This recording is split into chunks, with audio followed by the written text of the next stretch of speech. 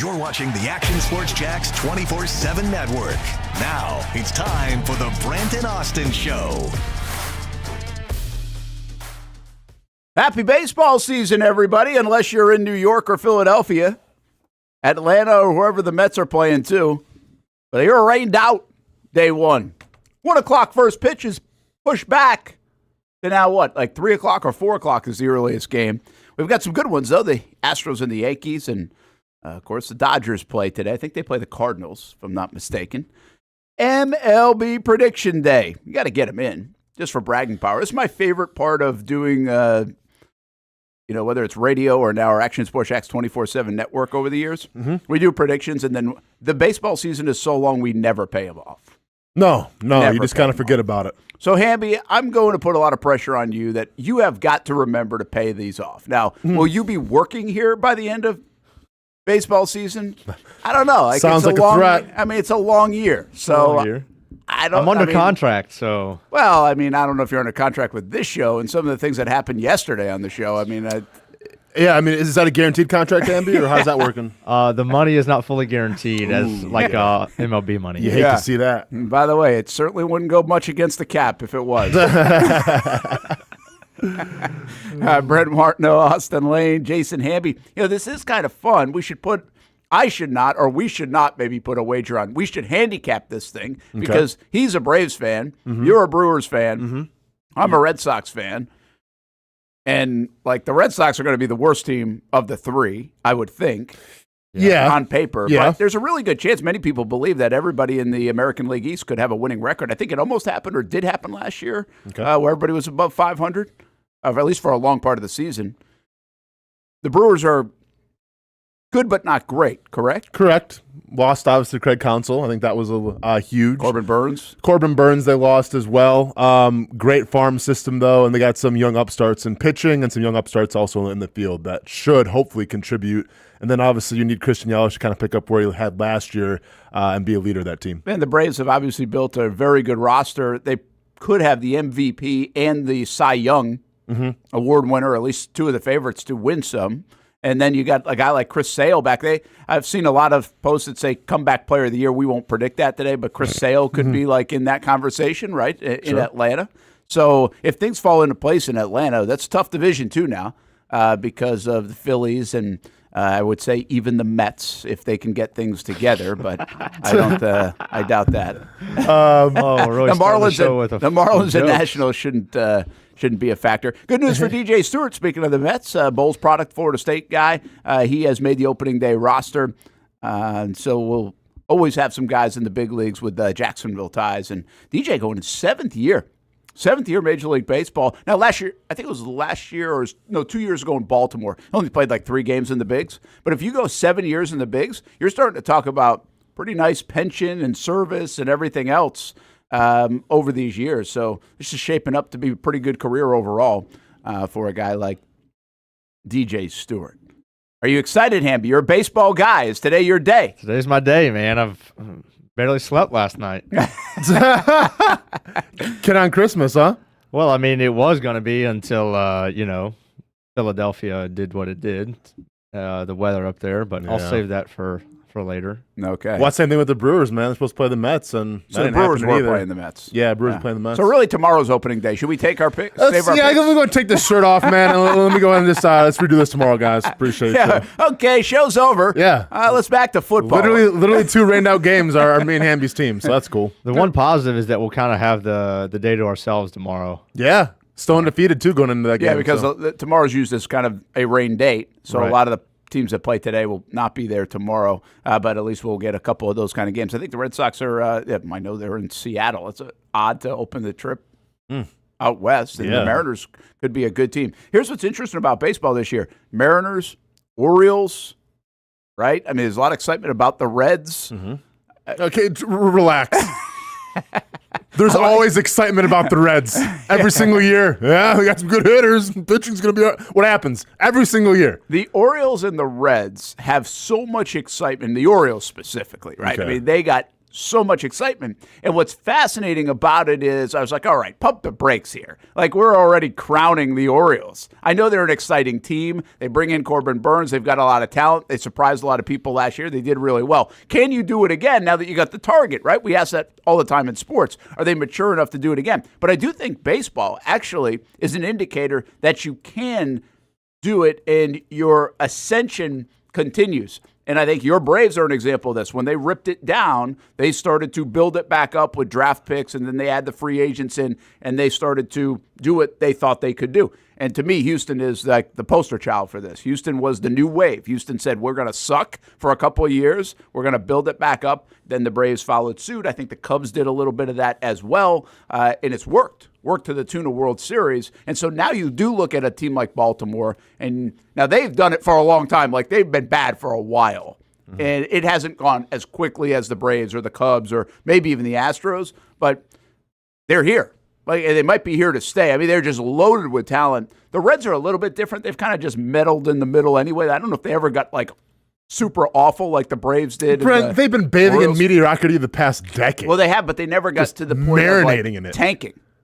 No, but they've got to the point like where they tried to add the pieces to be successful, and once again, just marinating in mediocrity. I think, listen, last year or 2 years ago, though, they were kind of a surprise to hang around as long as they did. Like, they got a lot out of their team. Yeah. But now they're loaded with the young players. And so that's the fascination. You go to New York where you got Soto coming in, and you got obviously Judge, and you got the big guys like Garrett Cole, who's sidelined early. You go to the Astros, who now are not this young team, but they're this high-profile star team. Atlanta is a reminder of that. But then you have these other teams that are loaded with young players that I'm not sure the rest of the world really knows about completely. We've heard them, but we really don't know about them completely yet. They're not household names, but they might be by the end of this year, Hamby. Yeah, I mean, especially like guys like on the Orioles, you know, your baseball fans know Adley Rutschman and Gunnar Henderson and maybe even Jackson Holliday, you know, obviously starting the year in AAA, but those are three, 22, 23-year-olds. By the end of the year, you would assume that a lot of those guys are a lot more known. And, again, we'll get to kind of our predictions later, but you mentioned the Orioles and pumping the brakes. I mean, they were right there at the end of the year without their closer, who was huge for them, and he goes down with a season-ending injury. So you get him back. Then you add Corbin Burns, who is a Type 5 pitcher in the National League, kind of year after year these last couple. It's hard not to lean that way. Yeah, it'll be interesting to watch. I can't get over the fact how much you dislike the Reds of all teams. Like, you have the Cubs and the Cardinals in your division. Hate them too. Really yeah, hate. I mean, But you kind of pick on the Reds the most. It feels. Well, let's not get it twisted. The Cubs are the worst. Can't stand the Cubs. Hatred for the Cubs.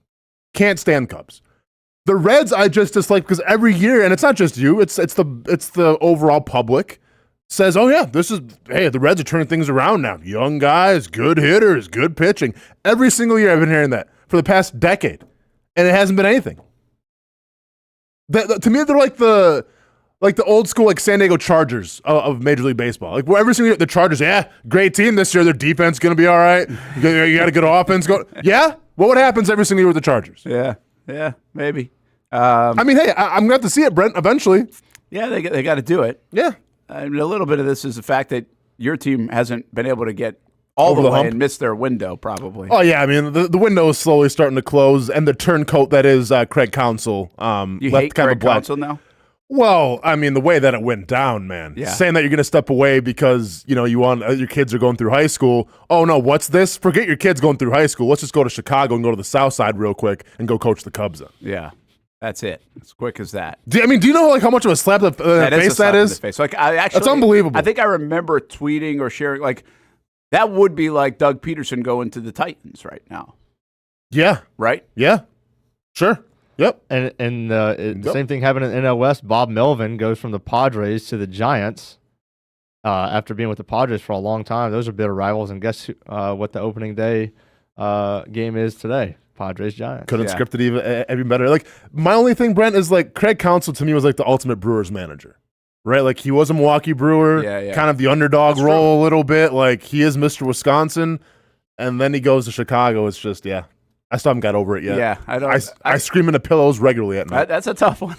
That's a tough one to swallow. It really is. Yeah. That is a slap in the face. Yeah. Baseball is interesting because we get it. Maybe some of us get excited about opening weekend. Baseball's back, but they really if you get swept, it doesn't matter. It's really. I mean, it's such a long year, and it really doesn't matter. We're going to have a hot start. We're going to have a slow start somewhere in there, and now sometimes that derails the season or really propels you.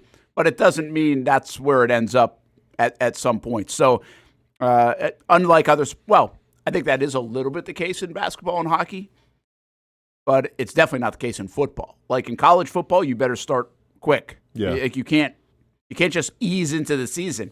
In the NFL, you can ease into the season a little bit more. In fact, the more you talk to coaches and teams around the league, they know that first month is a little goofy, where you don't really know what is going to go down, who's good, who's not, especially the way the league changes year to year so much. So it's hard to predict. And I don't think when the fans, let's just say you start off 2-2 and you're expected to be like a really good football team, the fans start squeezing, right? They're like, well, the coaches and everybody else, I think they're like, all right, whatever. It's 2-2 to start. Now we just keep getting better because you really, in the NFL and in every sport, but you really have to pace yourself to try to peak at that right time. Mm-hmm. And we see it all the time. I think football is the world that you see it the most, where you peak early in the year, a la the Jags. They peaked to get to 8-3 on a 5-game stretch. And you wondered, okay, is that too early? The Miami Dolphins, they scored 70 points in week 4 of the season last year.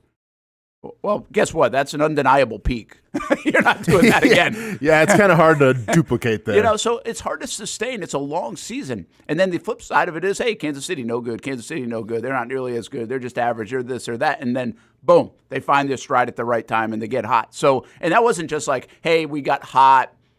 Like the Jags got hot in 2022 as a Cinderella. No, that was a proven team, a champion team that got hot at the right time. I think we saw that with the New England Patriots over the years many a times where they would be like, okay, maybe this isn't it. Mm-hmm. And then there they are at the end and ready to roll. Speaking of just peaking and hitting the right stride, I think obviously in terms of baseball, the Arizona Diamondbacks were that team last year. And I didn't listen, no offense, Brent, I didn't really listen to the show in terms of your baseball picks last year, but I doubt any of you guys really had the Arizona Diamondbacks making a run. I don't think so. And that's kind of the wild thing of baseball sometimes, right? We talk about football, there's always going to be your front runners. And every once in a while, 2017, you got your underdog Eagles that can make a run, but you got a pretty good idea of who's going to be at the top.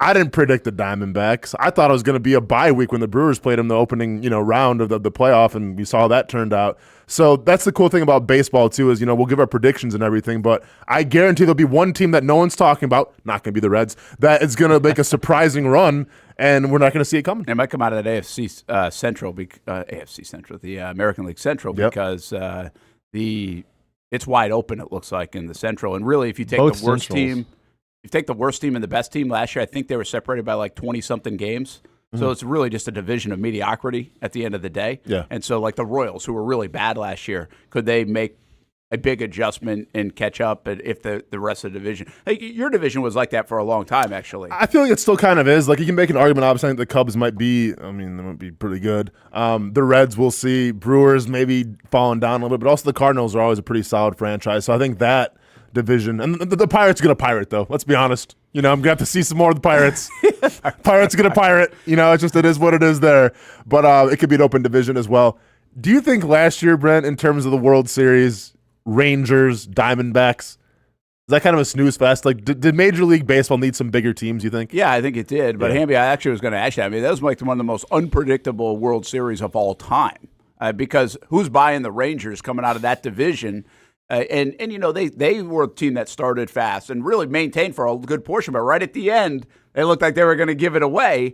And then I believe they won every game on the road in the postseason. Yep. It was something weird like that. So, and Houston has just been so dominant over the last decade now in that division. I think Austin's right. Maybe it was a snooze fest, but I actually would say it was the most unpredictable kind of World Series. I don't know what the future odds were on that one. If you go back to this time last year, it couldn't have been very good.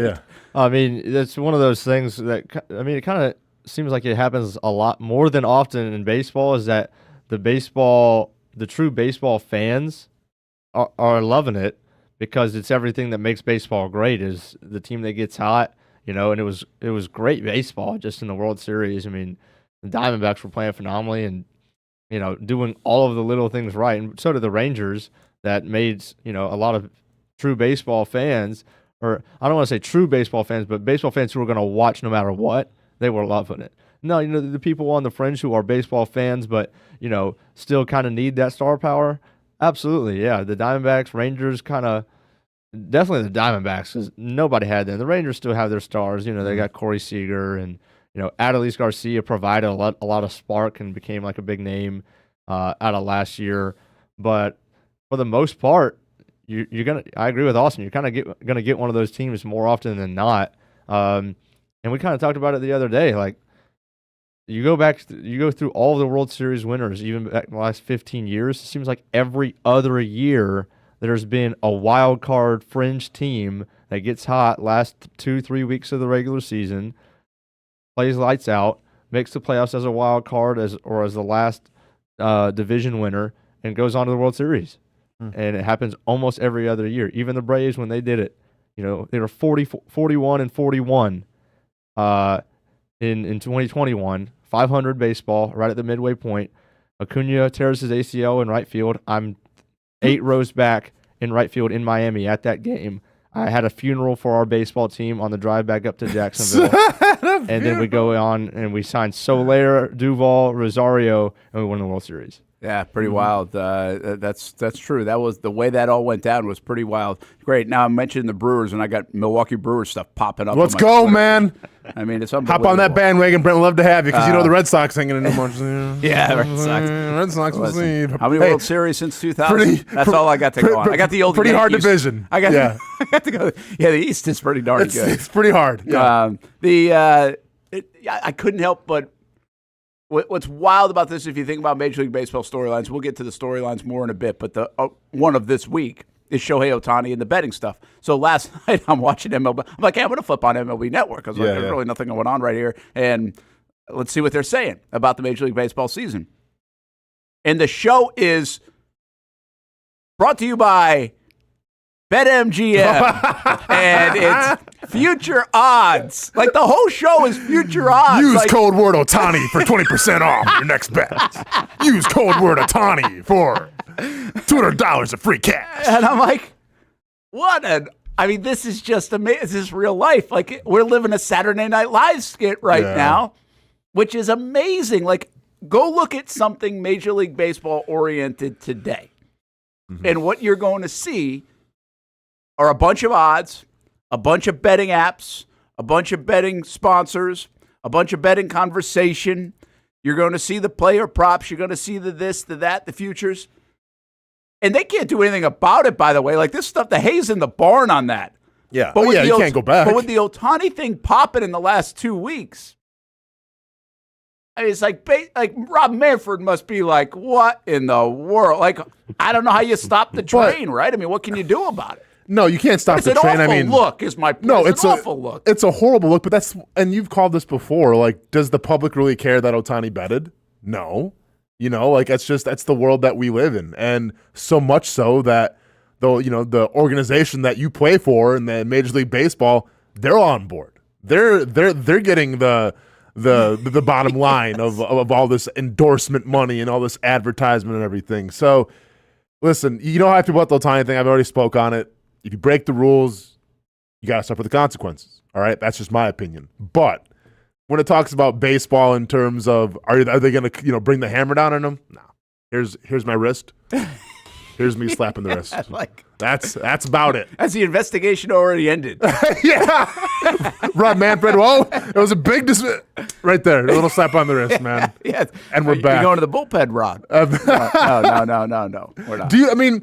Honestly, Major League Baseball needs Otani, right? They need the Dodgers to be good.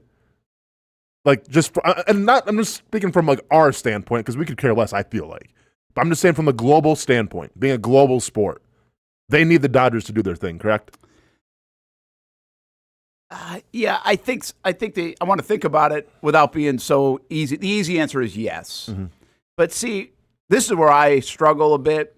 Because, again, I think I'm a little like Hamby here. Hamby would say, well, no, I don't need it. I like baseball. Like, I'm going to watch the Braves. I'm going to watch this. Like, I don't mind watching the Rangers and the Diamondbacks. I love fresh blood in the championship stuff. I'm not a dynasty guy. So that was cool. Like, I get to learn about new players, and these guys get new opportunities. And there's this joy about winning the World Series where, like, that's the 1 or 2 or 3 times in sports where you don't know that these guys are getting paid $1 gazillion, and it's not old hat. And I don't like seeing Houston win it for whatever time, and then it's like, oh, great, well, we won't even do the champagne because until we get to the World Series, it doesn't matter. Like, to me, that's not fun. So I like the newcomer, but I also understand what Otani brings, like what the big name guy brings. And baseball has been very bad at this. That's the problem. Like, Trout is a stud, one of the greats of all time, like already. Like, really, you have an unbelievable influx of talent right now in the Major League Baseball level. You have exciting players. You have different styles of players. You have unbelievable pitching. You have unbelievable hitting. You have rules that have benefited the game. Like, you have a lot of good stuff if you like baseball. But what they've always missed, where everybody else is good, the NBA is really good at this, is the transcendent star. NFL used to not care about this as much, but the NFL is so big that the helmet comes off the quarterback now, and that guy is Aaron Rodgers, maybe Vice President Aaron Rodgers. Well, not right? anymore, but. I know, but that's my point. Like, these, Kelsey, Saturday Night Live. Yeah. He's the star dating Taylor Swift. Baseball doesn't have it. Hockey doesn't have it. And those sports suffer because of it. Yeah. I mean, show Conor McDavid some respect, though, Brent, in hockey. No? Okay. No. All right. No, listen. I mean, you kind of, to be fair, you kind of live in a bubble, though, when it comes to, like, you don't follow hockey. Like, Conor McDavid's unreal. Just saying. Listen, Okay. No, but you just spoke to my point. Like, Trout's unreal. Sure. And the grocery store doesn't know he exists. Okay. The grocery store doesn't know Conor McDavid exists. Okay. The grocery store sees Travis Kelce on People magazine. Yeah. And Aaron Rodgers. But I don't know if the grocery store could even name 10 hockey teams. Like, I don't think NHL is like that. But that's what you're saying. But they do know who Otani is. Sure, correct. That's the point here, right? Yeah. Like, baseball has not had that. I don't know if hockey's had that since Wayne Gretzky, quite frankly. Yeah. And I think these sports suffer in the grand scheme of the land. Like, I just can't. I don't think it matters to me as a sports fan. But does it matter globally to sports fans? We need them talking on this, right? Mm-hmm. And so we talk about them and everybody's talking about them. That's the problem with hockey. Like, what's there to talk about on this in hockey? Conor McDavid's really good. Extremely good. But you know who else is? Scotty Scheffler in golf. Okay. Oh, don't you dare. No. What? We aren't doing this today. Why not? We aren't going to compare Conor McDavid to Scotty Scheffler, so help me, we are not doing that. Why? Because it's not even close. I got to ask a question. Go ahead. Who's Conor McDavid? Plays for the Edmonton Oilers. He's a pretty good hockey player. Look him up. Watch how he plays the game. And somebody would raise their hand on this show and say, who's Scotty Scheffler? Yeah. And then I'm going to say, show me the Scotty Scheffler highlights. Cool. McDavid is arguably, I mean, Crosby was really good. McDavid might be the best thing since, and obviously there's the Edmonton tie to Gretzky, right? Yeah. So, I mean, he might be, is it safe to say he might be one of the best talents since? I mean, we had some great Ovechkin and Lemieux, and there's been some unbelievable talent. Conor McDavid is definitely on another level. Yes.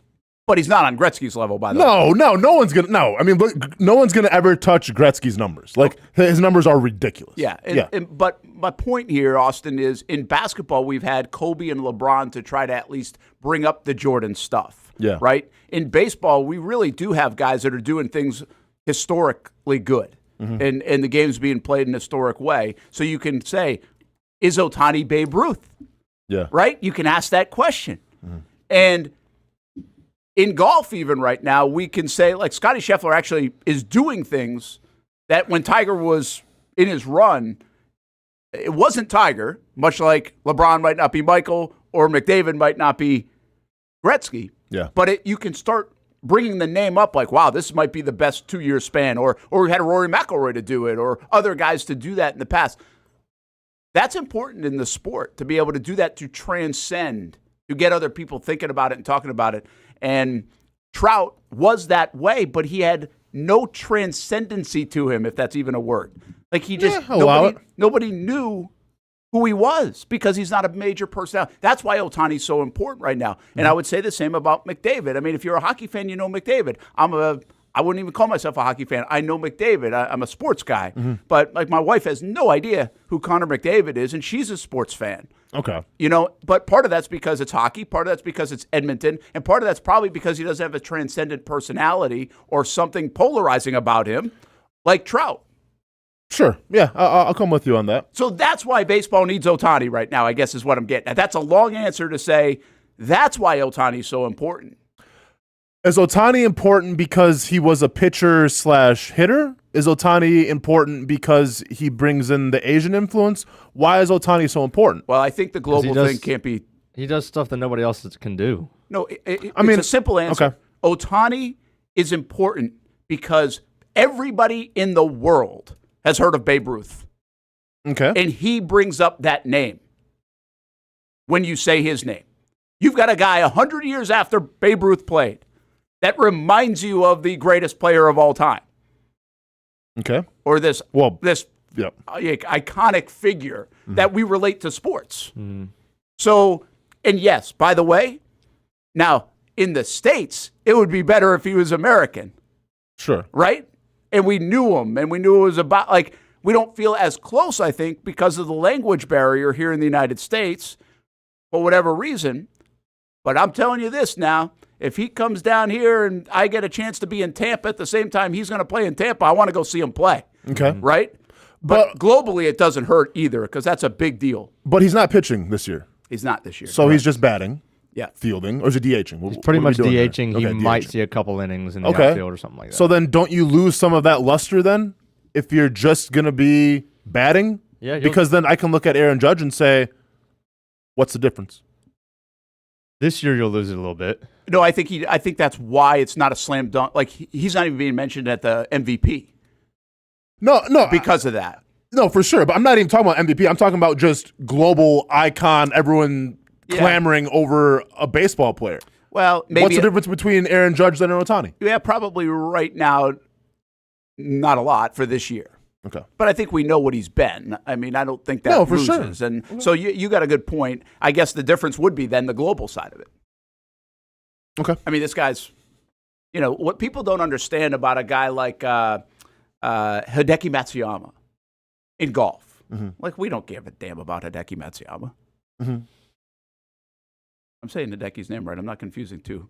No, I think you're right. Oh, Oh, yeah. If you're thinking Yankees, I was Hideki thinking Matsui. Matsui for a second. I was like, wait a minute, am I confusing?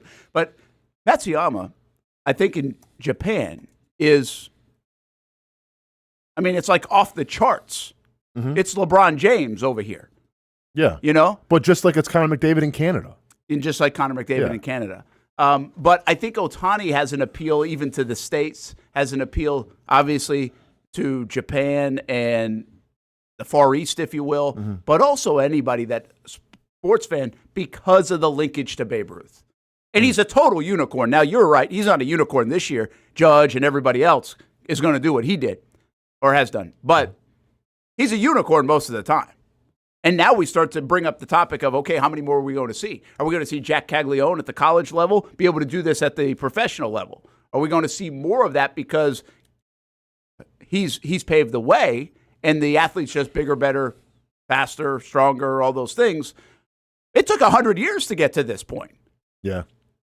Almost 100, whatever it is, whatever the math is. But, it feels like Babe Ruth played 100 years ago, right? So I think he actually did. Yeah, it was in the 20s. I think I'm right. So that's kind of sounds weird to say, but I think I'm right. So I think there's all of that involved with it. I think that's what hockey needs. Hockey needs an Otani. Hockey needs something that's going to transcend. Hockey needs something that's going to reel me in. Look at women's college basketball right now. She's reeled you in. Oh, yeah, for sure. Right? Without a doubt. Sports need this. But hang on, though. Caitlin Clark has reeled us in not because of her personality. No. Because of her skill set. Skill set. Okay. There's a lot of Conor McDavid highlights out there. I'm just saying. That's a good point. That's check a fair him out one. if you. So why don't you think? I know you. Why don't I think Conor McDavid's a household name? Yeah. Because it's hockey. I don't think the general public is the biggest hockey fans, especially around here. Like, you have the Lightning, you have a Panthers team who's arguably one of the best teams in the NHL who nobody even goes to their games. No one gives them respect. and they play probably my favorite brand of hockey. I just think that the way that it's displayed, unless you have the ESPN Plus app, which thank God I've been sneaking on Brent Martineau's, it's hard to watch the game. Yeah. They don't always show the highlights on ESPN. Yeah. There's not a lot of top 10 nominees of Conor McDavid because I guess there's no audience for it. Now he's going to show up in my Twitter feed because we mentioned it 14 times Can't wait. today. I mean, when hockey was reeling, you saw it every single weekend on Fox and everything, and it was on national television. You don't see it that much anymore. So we need something transcendent to happen in hockey, so Stephen A. Smith and McAfee and others are talking about it. Yeah. And McAfee actually does do some hockey stuff. Probably hockey fans. Mm-hmm. But my question would be, how big is Conor McDavid up in New England? That's a big hockey area, from the Rangers all the way to the Bruins to. I think if you follow the NHL and you're a hockey fan, you're in absolute awe of Conor McDavid. Yeah, and we might just be in the South in that regard, because we are. That is as far away as you can get. Yeah. Because he's like literally, and it's like with any sport, there's just some players where you watch them and it just looks different. And that's McDavid's game. Number one, he's been the fastest skater many times in the NHL All-Star game, but just the way that he moves, it looks like everybody else is in slow motion. Yeah. So it's that different. Yeah, listen, I know the talent. I just wonder why we don't acknowledge it more, I guess. And hockey's in a weird place. But Otani is the reason why people right now will associate with baseball, I think. For a lot of reasons. So he's very important, I guess, to answer the question 15 minutes later. I think it's very important to baseball. No, I mean, at the time being. And I completely agree with you. I just think, listen, I don't think hockey's as big even as baseball in this country. No, I would say that's true, too. Yeah. I think if I go to a grocery store right now and ask, hey, who won the Stanley Cup last year? People will be the Stanley Cup. You mean like those big mugs that you can get at Target? That is so true. That is really the Stanley Cup. What are you talking about? Who won it? What do you mean? I don't know. I'd like to win one. Oh man, hey, there you go. Can you go out and do a man on the street like that with a Stanley Cup thing? Yeah, get people going into Publix. Dude, I'm so sick. By the way, that'd be awesome. This is my get off your lawn moment. I'm so sick and tired of seeing these Stanley Cups. It's so stupid. You really got to do it though. Okay, yeah, let's do it. On behalf of Brent and Austen. Yeah, you know how much they cost? I don't. It's I know it's going to be hard to get. It's going to make me even more upset. What do you got? I think they're like $85. No, they're not that much. Shame on. Let's look it up right now, Brent. Are they that much? Brent, they're like it's like a purse now. It's I don't know. It's like Tickle Me Elmo. Yeah, for grown-ups. Hang on. Let me see what we got here. That Stanley is awesome. Cup. You really got to go there. Go outside. Of store. I mean, chill out, man. They're only like the 30 ounces are $35 right now. Yeah, no I didn't way. think they were that expensive. Yeah, but I think they are hard to get in a lot of spots. I'm sure they're rare. Or maybe they were. Oh, hang on. Much. So the one I have, the 64 ounce right here, this is a Stanley Cup. Obviously, I have some respect. It's $60. Wow. For to drink out of something. $60 to drink out of. Doesn't come with a drink. Hey, better come with a bottle of Louis XIII if I'm drinking out of it. How much was your urn? Oh, dude, the urn was we're talking the Walmart blue light special coming in at like $12. Out of baby. Yeah, man. You drink out of it. What else do you need it to do? We have got to make that happen. I want a Stanley Cup or a Stanley Cup, and who knows? This will be a great skit, man. Now I want to know what people would say, and I think you're right on the money. Yeah. Oh, dude, in this city? Come on. I mean, there are some Iceman fans around here. No, that's true. But I'm just saying, if you go to Ponte Vedra, if you go down towards the beach, man. Yeah, not only that, but you can get all ages, too. Like, if you ask the kids that, yeah, I think they would definitely go with the cup. Yeah. Oh, the drinking cup. Yeah. Yeah, of course. Yeah, they're going to do a TikTok dance. And then talk about the drinking cup. That's what the kids are doing these days. Let's take a break. The Jaguars are signing a tight end, apparently. So we'll give you the latest on that. And you might be familiar with him, Austen Lane. Okay. That's coming up next. Brent and Austen show here on a Thursday. And speaking of some baseball, we had our No Gate Fees Season 2, Episode 2 yesterday. You can catch it again today at 2 o'clock on the Action Sports Jacks 24/7 network, actionnewsjacks.com. It will replay at 2 p.m. And our High Five Power Poll in the public schools. Tokoi Creek has won 10 in a row, and there's the rest of them. A lot of good baseball in the area. About halfway through with a month to go in the spring sports season in Northeast Florida.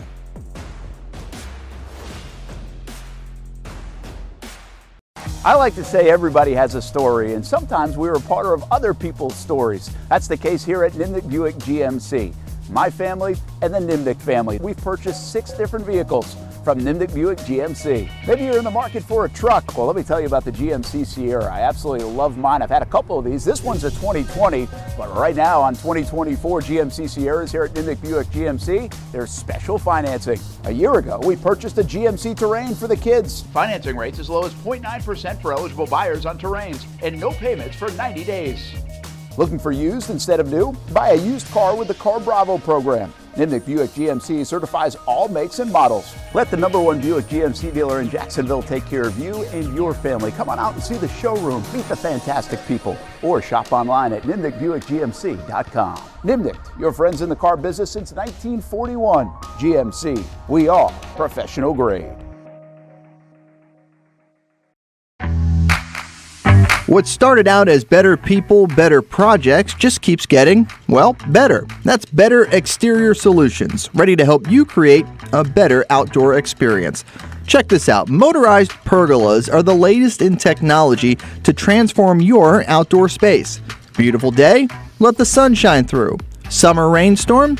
These pergola systems close automatically to keep the weather out. From residential to commercial uses, Better Exterior Solutions has products customized to meet virtually any existing architectural structure. With retractable awnings, screens, and hurricane shutters too, if you want unparalleled quality and expertise, you need Better Exterior Solutions. Get a free estimate by visiting betterexteriors.com. Better Exterior Solutions. Experience better.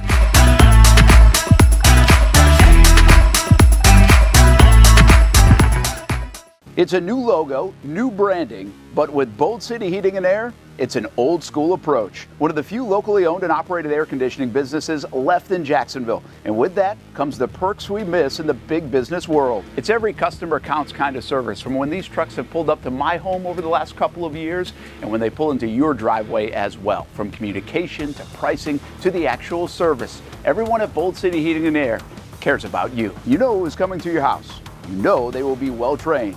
And they will respect your home. Air conditioning convenience at boldcityac.com. The folks at Bold City Heating and Air also know your AC unit is important and can be a big expense. That's why they have financing to help. No payments, no interest for 12 months on new systems. $50 off any repairs. Stay safe, stay comfortable with Bold City Heating and Air at boldcityac.com. Homegrown in your hometown. Bold City Heating and Air. Thank you for making Action News Jax the best in Jax and Folio's Best of Jax 2023. Best TV station, Best TV newscast, Best TV morning show. Chandler Morgan voted Best TV anchor. The Chief, Mike Burrish, voted Best meteorologist. And Brent Martineau voted Best TV sports anchor. And while you're on the go, Best news website and Best local blog, The Burrish Blog. Thank you for making Action News Jax local coverage you can count on. Stop by the new car sales event happening right now at Greenway Kia at the Avenues. $500 in a job gets you in a Kia. And Michael Montiero and the staff here at Greenway Kia are here to make it happen. Experience great customer service and become a part of their family. And while you're here, check out the Kia Forte GT line, full of comfort, innovation, and has driver assist technology. And how about the affordable new Kia EV9, the fast-charging, all-new electrical SUV with high-performance capability, 3-row seats with 304 miles of maximum driving range. Over 1,000 new Kia models, some starting at $199 a month. And as always, get the 10-year, 100,000-mile limited powertrain warranty. Come shop at Greenway Kia at the Avenues, located on Phillips Highway. You can shop online at greenwaykiaattheavenues.com. And remember, $500 and a job gets you in a Kia at Greenway Kia at the Avenues. When you think sports, you think Action Sports Jax, the official station of the Jaguars, on location for every game. But the most experienced team in town doesn't stop there. From high school football to the big events in the area, Action Sports Jax is always on. Now, we take that to a new level. Action Sports Jax 24/7 is around-the-clock coverage of the teams you love and the moments you can't miss. The best local sports in Jacksonville on Action Sports Jax 24/7. Welcome back to the Brent and Austin Show, streaming on the Action Sports Jax 24/7 network. There it is, the Action Sports Jacks 24/7 network. You catch us each and every day, 10 a.m. until 1 p.m. But we've got extra content on there. Cup date going to run again today and tomorrow at 1 o'clock. A week with us on Action Sports Jacks at 1:30, and then 2 o'clock, no gate fees. So again, easiest way to do it, this way I find it now a lot, especially on if I'm near a computer, actionnewsjacks.com. We're right there on the front page. You can just click Action Sports Jacks 24/7. But you can catch us on the Action News Jacks app as well. So on the go. And we are everywhere with the Brent and Austen Show. Brent Martineau along with Austen Lane, Jason Hamby. You know, a couple of things before we get to the Jags tight end who they just signed. You mentioned the Stanley. You said something going to break, actually, when we're in commercial. And it is interesting, like these, I don't know, pop culture kind of fads, I guess. I mean, we see it for decades and decades, but a cup is a weird one. Yeah, an expensive cup. The Stanley Cup. And I said, well, it's a little bit like the Yeti. The Yeti was like the in thing, the cool thing, but you think that's a little bit different than the functional, cup. Man. You go fishing with the boys and everything, you throw some ice in that Yeti, it's going to stay cold for like the next week. So there's nothing about the Stanley Cup that makes it like the next level? Yeah, I'm sure it makes everything cold, but what doesn't these days? Like this this thing will keep things cold for like a couple days. Yeah. You know what I'm saying? That was genius marketing, by the way, Of the Stanley Cup? I guess. Yeah. I mean, it makes me upset, but hey. Yeah. You know what, Brent? It's not about me. Kind of how I felt about the whole AirPods trend, but we know how that went with you. So, because you had AirPods for a long time. I still do. Yeah. Do you have does everybody. Do you have the new ones, the pros or whatever? I don't know what I have. Okay. Probably not. Guess who still rocks the wires every day at the gym? Let's go, Hamby. Yep. I mean, definitely grew up a little bit. What? But pretty cool. I mean, come on, Hamby. What do you wear? What should I? I got something off Amazon for like $20. They do just fine. They're Bluetooth, obviously. Yeah, mine are the Apple old headphones with the wires. Yeah, $20. Okay. I just feel like the wires get in the way, and then they're hanging out of your pocket. Come on, man. Grow up, tuck it into your shirt. There's no good way Grow to up, put Peter Pan. Come on. You tuck it into your shirt when you tuck it into your shirt. Yeah. No. Come on. The better than that, Hamby. You're better than that. I saw a video. Is this a thing? Have you guys heard of this? Because I saw a tweet and I just kind of rolled by it yesterday. Like the first wireless TV. Have you seen anything like that? Mm-mm. No. So I wonder if this is going to now. Well, it probably won't be great right away, but it was like this. They put it on the wall and they took it off the wall and it had no like. What does plug it run? and play. Does it run on like on AAA's? What are we talking I don't know. about? I really don't know. It's probably solar energy or something. Huh. Like I don't know. Interesting. But I don't know if it's a thing. Like honestly, I just like went by it and I was like, I don't know if this is a thing or if this is one of those deals where you remember like 3D. The 3D TV thing was Brent's a thing not lying for a bit. here. The world's first fully wireless OLED TV, whatever that means. It's completely off the hook. Good one. A TV that literally cuts all the cords. Interesting. It's a 97-inch wireless LG television. What do we got on a price on that? Station minutes, charger. You're looking at about $3,000. I'm all set. Says $3,000 for the lot. And you can buy 4 TVs from the company for $9,000. Why the hell do you need 4 TVs? Well, come on now. What do you mean, come on now? A lot of people do that. Oh, 4. You need 4 97-inch wireless Christmas gifts or what? Well, by the way, if you do 4 of them and you just buy them 4 for $9, then we get in a deal and then we can divvy it up. Yeah. Okay, Brent. Yeah, let me just go ahead and pull out my $9,000 out of my pocket real quick and go ahead and make good on that. Well, Come TVs. Kind of wish I had 4 TVs today for all this baseball. TVs are kind of cheap, right? I mean, right? I mean, they've gone Yeah. very cheap. Dude, you can get a good one on Amazon for $200 right now. It's amazing. Yeah. The value of that has gone down so much. But again, when that 3D stuff came out, I wonder if this will be like that. Like 3D never was a thing. Like it looked like it was going to be a thing. You know, my buddy Catalan, who we had on a couple weeks ago, and everybody's talking about him now because he's got all the good games in the NCAA tournament, and he was doing like 3D tennis at the U.S. Open. They had like a channel, whether it was CBS Sports Network or somebody that they had locked into that 3D stuff. They thought it was the next wave, and it really never took off. It's the same thing with VR, too. People try to push VR down everyone's throat and, you know, might have made a little money in the stock market from my standpoint because I knew, like, listen, if you're a gamer, you don't want to, like, be sweating and walking around the house playing a video game. You want to sit on the couch and relax with the controller in your hand. So you don't think, like, So the what does that VR mean? You stuff is shorted the it? future? I'm sorry? You don't think the VR stuff is... No. No, I mean, like, here to stay. There's going to be a market for it because it's like the new thing and people love being part of the new thing. But in terms of like longevity and like the entire public coming around to VR, there's absolutely no way. And Hamby, what'd you ask? Did you short the stock? I essentially bet against it, yes. Atta baby. Yeah, you know. Interesting. Yeah. I just figured it was here. I didn't really VR? look into it. Well, let me ask you this. Stay. When's the last time you see somebody playing a VR headset in public or just in general? Your kids or something?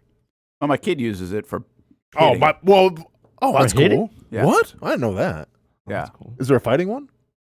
I think there is. Like, there's golf. There's a whole bunch of stuff. But, I mean, There's golf. Well, Yeah. I mean, you can, so my guess is there's got to be a fighting one. Okay. Is this the Oculus thing? Yeah. Hmm. So, yeah. like Looks like we're last coming over to year, Brent's house. I was practicing with it, and I forgot to put the thing around my wrist. Here we go. And, man, I almost Through the killed TV? Ty. Oh, you almost killed it. Like, I legit, like some of those things when you do something, maybe there's sometimes driving where you almost get in like an accident and it like shakes you for a little bit. Yeah, yeah. And I was like, because I actually I swung the thing, I had no idea where it went because I got Yeah. I'm in the VR world. Yeah. But I hear it hit. So Ty was like on the couch, and what we determined was it took us like 15 minutes to figure out where it had hit. Yeah. Well, it hit like the top of the wall, dented the wall, but it must have flown right over Ty's head because he was right in the path. And I'm like, I would have killed him. Right? I mean, it really would have hurt. Something would have, could have lost an eye or something. That reminds me, this is way back in the day. I had we had a Wii system. And this is when I just first moved to Jacksonville. And just got that rookie contract, Brent. Got those zeros deposit in my bank account. And, I had the Wii, but I had to get, because, me, Call of Duty, I'm a Call of Duty junkie. I had to go to Best Buy, and I'm like, hey, I'm a pretty serious gamer. What do you guys got? Gave me this Sony liquid crystal display. You're basically in the game kind of TV, right? Didn't get the TV away, all right? Pretty pricey. Bring the TV home. They go, hey, do you want insurance on that? Like the warranty. Yeah, I'm like, nah, I'm not gonna what? No, because I paid this much for it. I feel like it's gonna hold up. Yeah. Cool. Bring it home. No insurance. First night playing the Nintendo Wii. We're playing bowling, and she was a softball player, I guess, and felt the need to Jenny Finch it a couple times. And I'm like, hey. Just please be careful. Like, there's a strap for a reason. Put the strap around her. She said, I got it. It's fine. Next one. Boom. Controller. Did the TV. Giant, a spark came out of it. And literally, man, this is the most calm I've ever been. I got up, breathed out, and went to bed. I couldn't, Brent, I was so distraught. And, the angry sharks swimming around my head were so violent. Where it's just it was almost too much. It was I couldn't handle it. I'm like, all right, well, I'm going to bed. So figure it out. I couldn't handle it. Oh man. When you get asked in your next UFC fight in Vegas, right? Yeah. And you got the presser before, and they ask you what's the most angry you've been? Tell that story. Oh, dude, that's top 3. That is top 3. When the angry sharks started swimming around my head. That's top 3 for sure, man. Yeah. Think about that when you're in the cage. Should have got the warranty. Hey, real quick, just to put a bow on some of that hockey, Major League Baseball talk. How would you rank the sports now? It used to be the big four, everybody would say. Yeah. But I think I can make the case that golf even has passed hockey by. I don't know the true numbers, but I want, especially during the Tiger state, right, the last 2 decades. Mm-hmm. I don't know if that's factual or not because, again, hockey's a big global sport too, but so is golf. Golf is, heck of a lot more people seem to get glued to the Masters than maybe not the Stanley Cup, but other things. So I just don't know where it's at. I think we always have this conversation, but it's kind of like, where is it at today? Where is it at in 10 years? We always wonder, is soccer or another sport going to kind of come up and be that next one? And I don't think that's materialized in the soccer world yet. I don't think, women's soccer is one thing because the U.S. is so dominant, but until the U.S. men start being in contention of winning a World Cup, I don't think you're ever going to see the whole. The country rallies, but it's not come on, man. Other countries, this is life or death. It seems like. And we have too many sports here to take soccer that seriously. We talk about the big four. Obviously, it's the NFL first and foremost. then I'm going NBA hands down, Yeah. just because from a global phenomenon, number one, but also just from like a pop culture star phenomenon. power, I think NBA's got that. I put baseball third, and then I think you can make an argument for golf or hockey. And then you think NASCAR's below that, then, right? It's below. I think at a time because it's not global. Yeah, true. Yeah. And there was a time that you could have put it up there, even in the States, if you just want to go to the States. Hamby, do you think hockey is still fourth? Or what do you see? Again, this isn't you. This is like the landscape. I would say more of the United States, because again, if we did this across the globe, soccer would be number one. Mm-hmm. It might be now. I think I might be even willing to predict in a few years that UFC might work its way up above hockey. Yeah, we've wondered about that. Yeah. I mean, from my vantage point of, obviously we're down here in the South, and hockey obviously is not big down here, but it's like, even if I was just to take a poll of people my age here in Jacksonville of who watches UFC versus hockey, it would probably be like 90-10. That's interesting. I actually think if you want to go into that there's a couple other things that you could bring into the landscape, and I don't think we've been willing to do this. But really, college football would enter the fray as 100%. as one of those. I don't know where, and probably again not a global thing, right? A very American thing. But the numbers, the TV numbers, the dollars, and see that goes back to conversations we have a bunch. Like, when does NCAA go and acknowledge that? I mean, you're really one of the major sports now. I wouldn't say college basketball, although for this month it is. But I don't think overall. I think you could also at least wonder, and now we would get into the whole sport or not a sport stuff, but wrestling. Yeah, well, to quick set, wrestling's bigger than MMA, right? Oh yeah, for sure. To set the scene real quick with hockey versus the Masters. So hockey, and I'm trying to find more recent numbers, but in 2022, Avalanche Lightning Game 6 averaged 5.8 million viewers in the country, and you put that against the Masters, they had 12 million viewers the last round of 2023. Yeah. So obviously a lot more in terms of golf there. And that's without Tiger, by the way. 2019 must have been off the charts when Tiger won it. This is a 5-year anniversary of that. So I think we always think the four major sports. But, I mean, I think if we're truthful now, I don't really know if hockey is the fourth major sport. I think it's a potpourri. I think there are three major sports in America, and then there's a potpourri of other things that kind of fit more niche. Mm-hmm. And it's a big niche now. Niche in our minds is like a small little thing, and that's not real. I mean, niche might be like college baseball. Yeah. But these other sports we're talking about are not niche necessarily in that regards. They're big, and they make a lot of money. They've got a really big audience. It's just not as big as those other three. Those other three are like Adunze, Harrison, and Neighbors compared to the rest of the draft class at wide receiver. Yeah. It feels like. Speaking of football, it's a record. Took like 50-something minutes to get to football. There's the news. The Jaguars are signing a tight end, reportedly, Josiah Dora, and you said he'd been a little bit of a disappointment. Well, I'm getting Travis Kelce vibes from this picture right here with that little just a little thing. So Green Bay drafts him, I think it was 2000, you're going to have to look this up, Brent. From my recollection, 2020? 2021? This off the top of my head. That probably makes sense. It was 2020. Okay. If he's a free agent. Third round pick out of Cincinnati.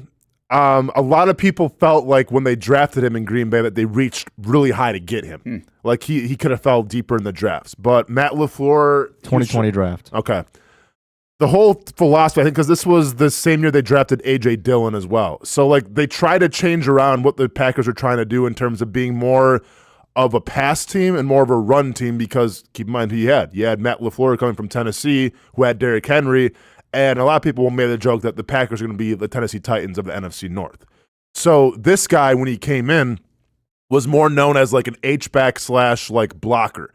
Plays with a big intensity, kind of a salty dude, but like in the receiving game got overshadowed because when it was his time to shine, a guy by the name of Robert Tonyan made an appearance that nobody really saw coming, and then Robert Tonyan eventually became Aaron Rodgers' favorite target for a couple years, and then this led to Josiah kind of going down the depth chart. So he hasn't really got a chance to prove himself just because you know how Aaron Rodgers operates. Like, if he likes you, he likes you. Yeah. If he doesn't mess with you, So a fresh start for him. I think there's some conversation that he also played some fullback and stuff like that. Obviously, special teams play here too, but some depth to the room where they have Evan Ingram, Luke Farrell, and obviously Brenton Strange. Is this an indicator at all that they, like the fan base, are too happy with Brenton Strange and where they kind of project him to be? I mean, possibly, Brent, but once again, it all depends what this offense is going to look like. Like, could you put this dude at fullback and do his, I mean, like, I don't know what Doug Peterson has planned here. I do think that in terms of his blocking abilities, like, kind of like a Mercedes Lewis. Like, I don't know, like, how good is Brenton Strange blocking? I think it's okay. Okay. Yeah, I think it's okay. Yeah.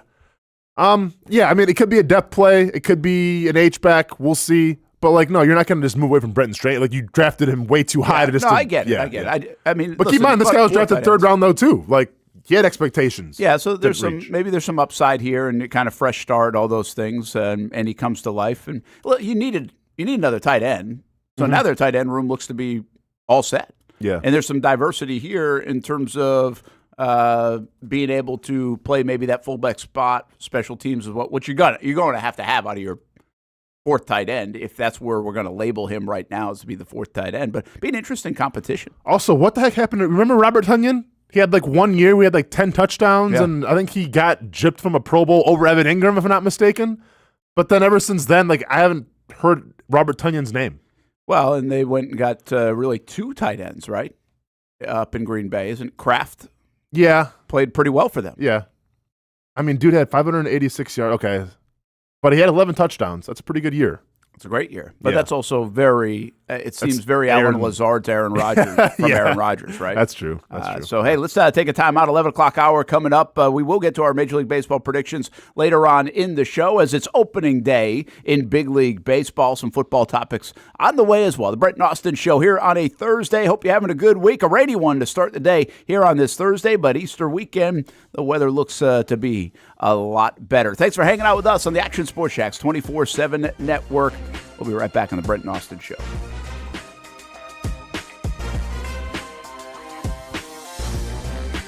Alive Credit Union cares about our community. After all, it was founded by people in our community 70 years ago by a group of Florida Blue employees. And the mission still is to inspire financial wellness and give you a financially fit lifestyle.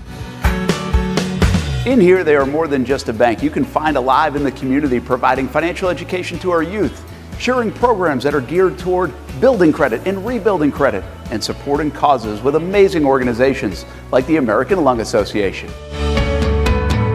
In March, Alive Credit Union was back for the sixth time as a sponsor of the American Lung Association's Fight for Air Climb. The event was over the weekend downtown. It was a good turnout with everyone taking steps for a good cause. And Action News Jax's Garrett Biedenbaugh emceed it. Be a part of our community and become a member of Alive Credit Union today. Find out the many ways you can be inspired in financial wellness at alivecu.coop. Everyone loves a good game night. Here you don't have to be the host. You don't have to clean up. They bring the food and drinks to you, and you can watch whatever you want on the big screens. It's more than a card room. It's a night full of fun with friends. Best Bet Jacksonville, Orange Park, and now the newest location here in St. Augustine, right off 95 at exit 311. A brand new clean room, a full bar and menu, my favorite sushi in town. And I love the fries too. You don't have to just play poker at Best Bet. That's why I come over here to the table games and play one card poker. That's a pretty good card and a win. One card poker is like war as a kid, you against the dealer. And this isn't the only fun table game to play. A friendly staff, a lot of fun. It's a good night out at Best Bet Jacksonville, Orange Park, and the newest location in St. Augustine.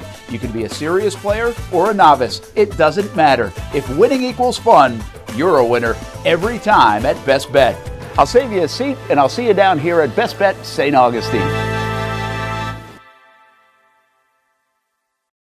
Navigating to that perfect car can be a daunting task. Trust me, I understand, but if you want to find the perfect blend of sales and service for your automotive needs, look no further than the Tom Bush family of dealerships. Here at Tom Bush, they do things right. Dating back to 1970, they've been a staple in the community. giving back and keeping everything local. With 4 different brands to choose from, BMW, Mazda, Volkswagen, and Mini, there's a car for every member of the family, and the customer service is second to none. Looking to add an electric vehicle to your fleet? Tom Busch remains at the forefront of new technology with plenty of staff on hand to walk you through the future of driving and help eligible customers file for that EV tax credit. Whether you're looking for your future driver's first car or you want to step up to luxury and arrive in style, the Tom Busch family of dealership is the only stop that you need to make. Stop by the showroom or check out the inventory at tombusch.com. Get outside. Yeah. Make friends.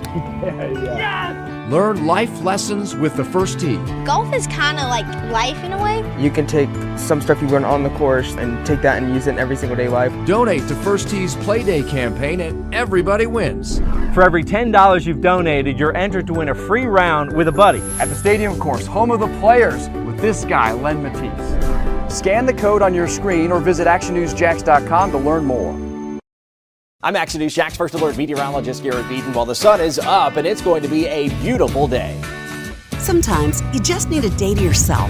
And Garrett's First Alert forecast makes sure you're ready to go out and enjoy.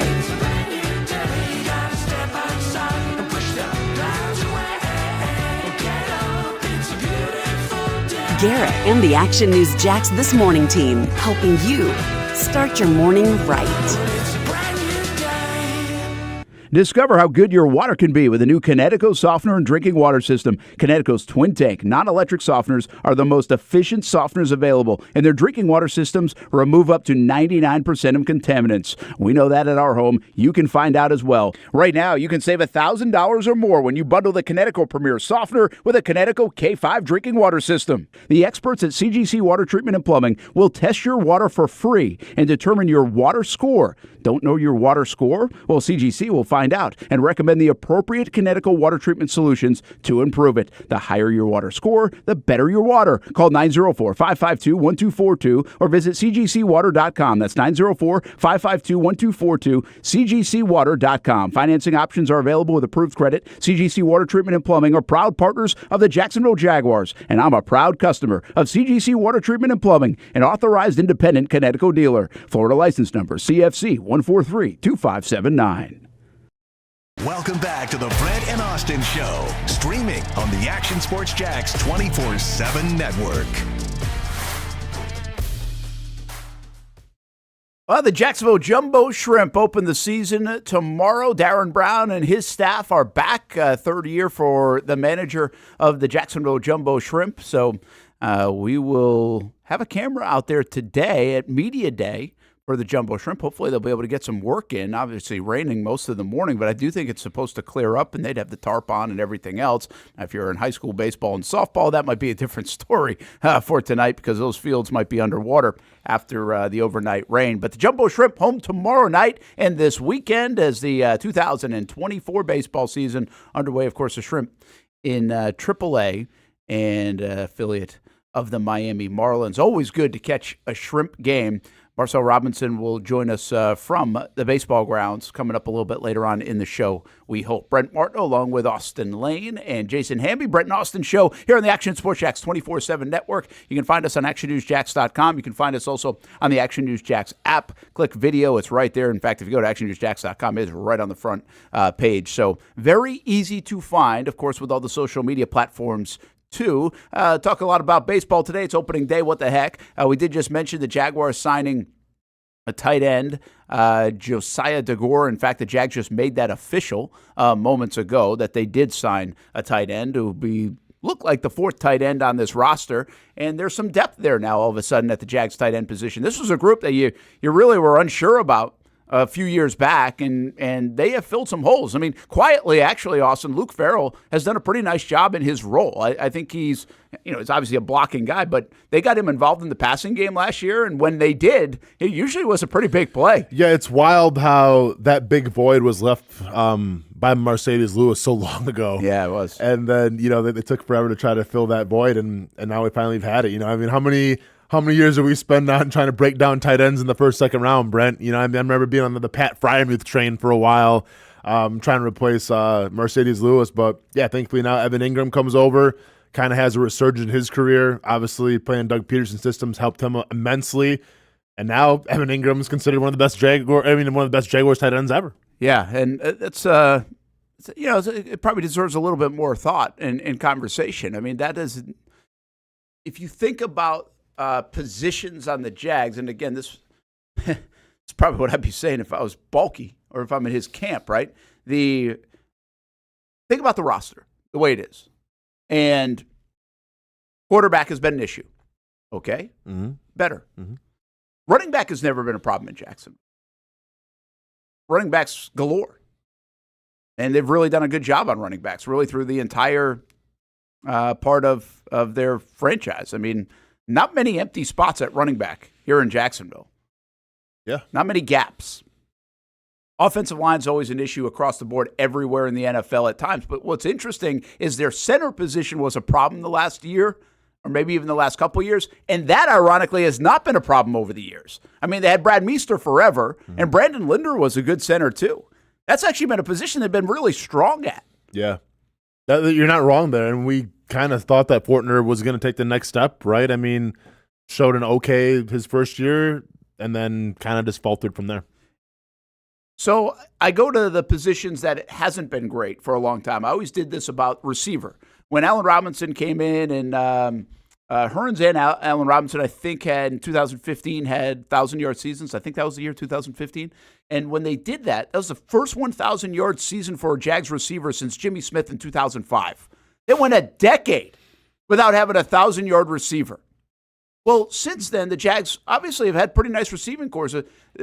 The last couple of years, the Jags have done okay at the receiver front. They've had 1,000-yard receivers. They've had career years out of that. Yeah. So they've kind of fixed the receiver issue over the last, whatever you want to call it. And they're really strong right now, I think, at receiver, and hopefully will get stronger.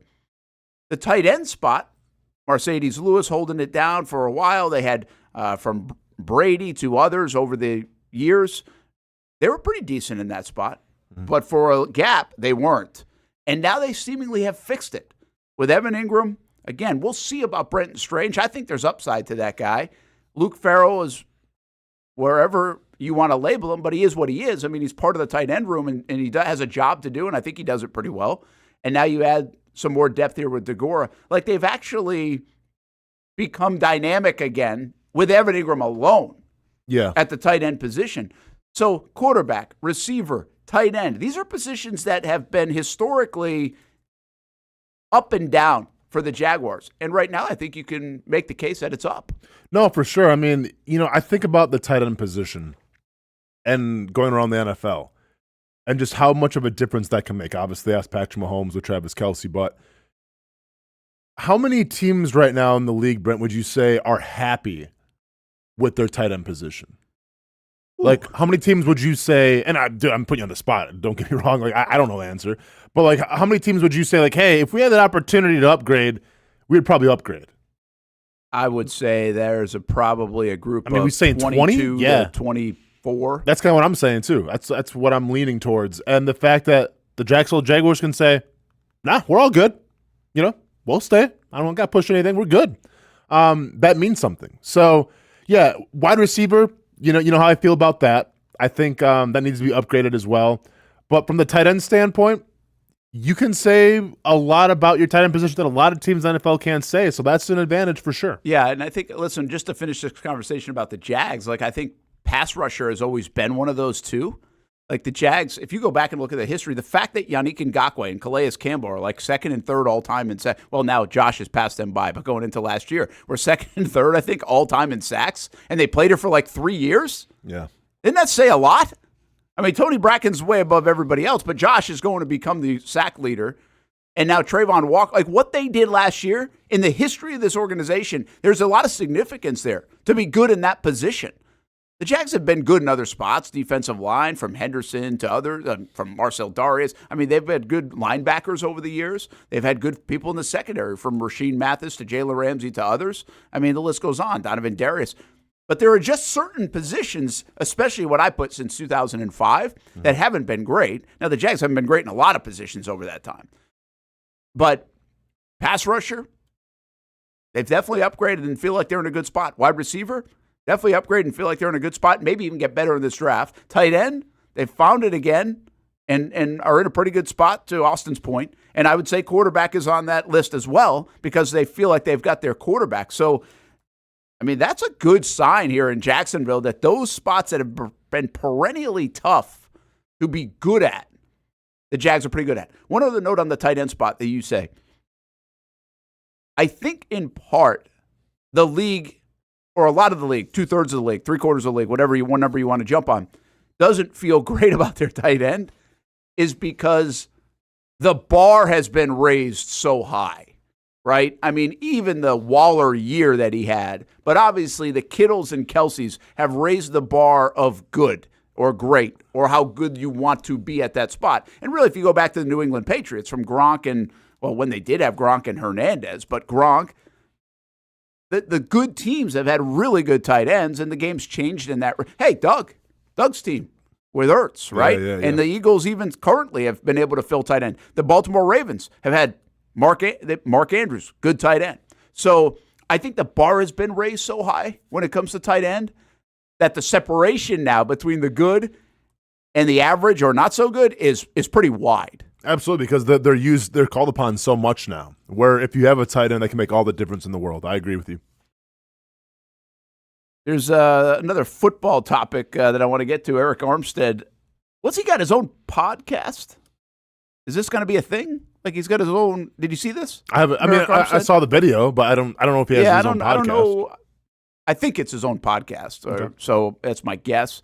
And he put out a little teaser about the next episode, and we'll get to that in just a moment. Before we do that, I want to remind you, we were talking about TVs earlier. Tomorrow we're going to be at String Sports Brewery. They got plenty of TVs there. 10 a.m. until 1 p.m. with the Brent and Austin Show. Come up between noon and 1 especially, but around lunchtime. It can be a little bit before that. Challenge us during the break to a free throw shooting contest. If you beat us, well, we'll buy you a beer. But it goes deeper than that. Actually, if you go to String Sports Brewery anytime between now and April 5th, you take 10 free throws. If you make all 10, you get put in a playoff bracket on April 6th, which is Final Four evening.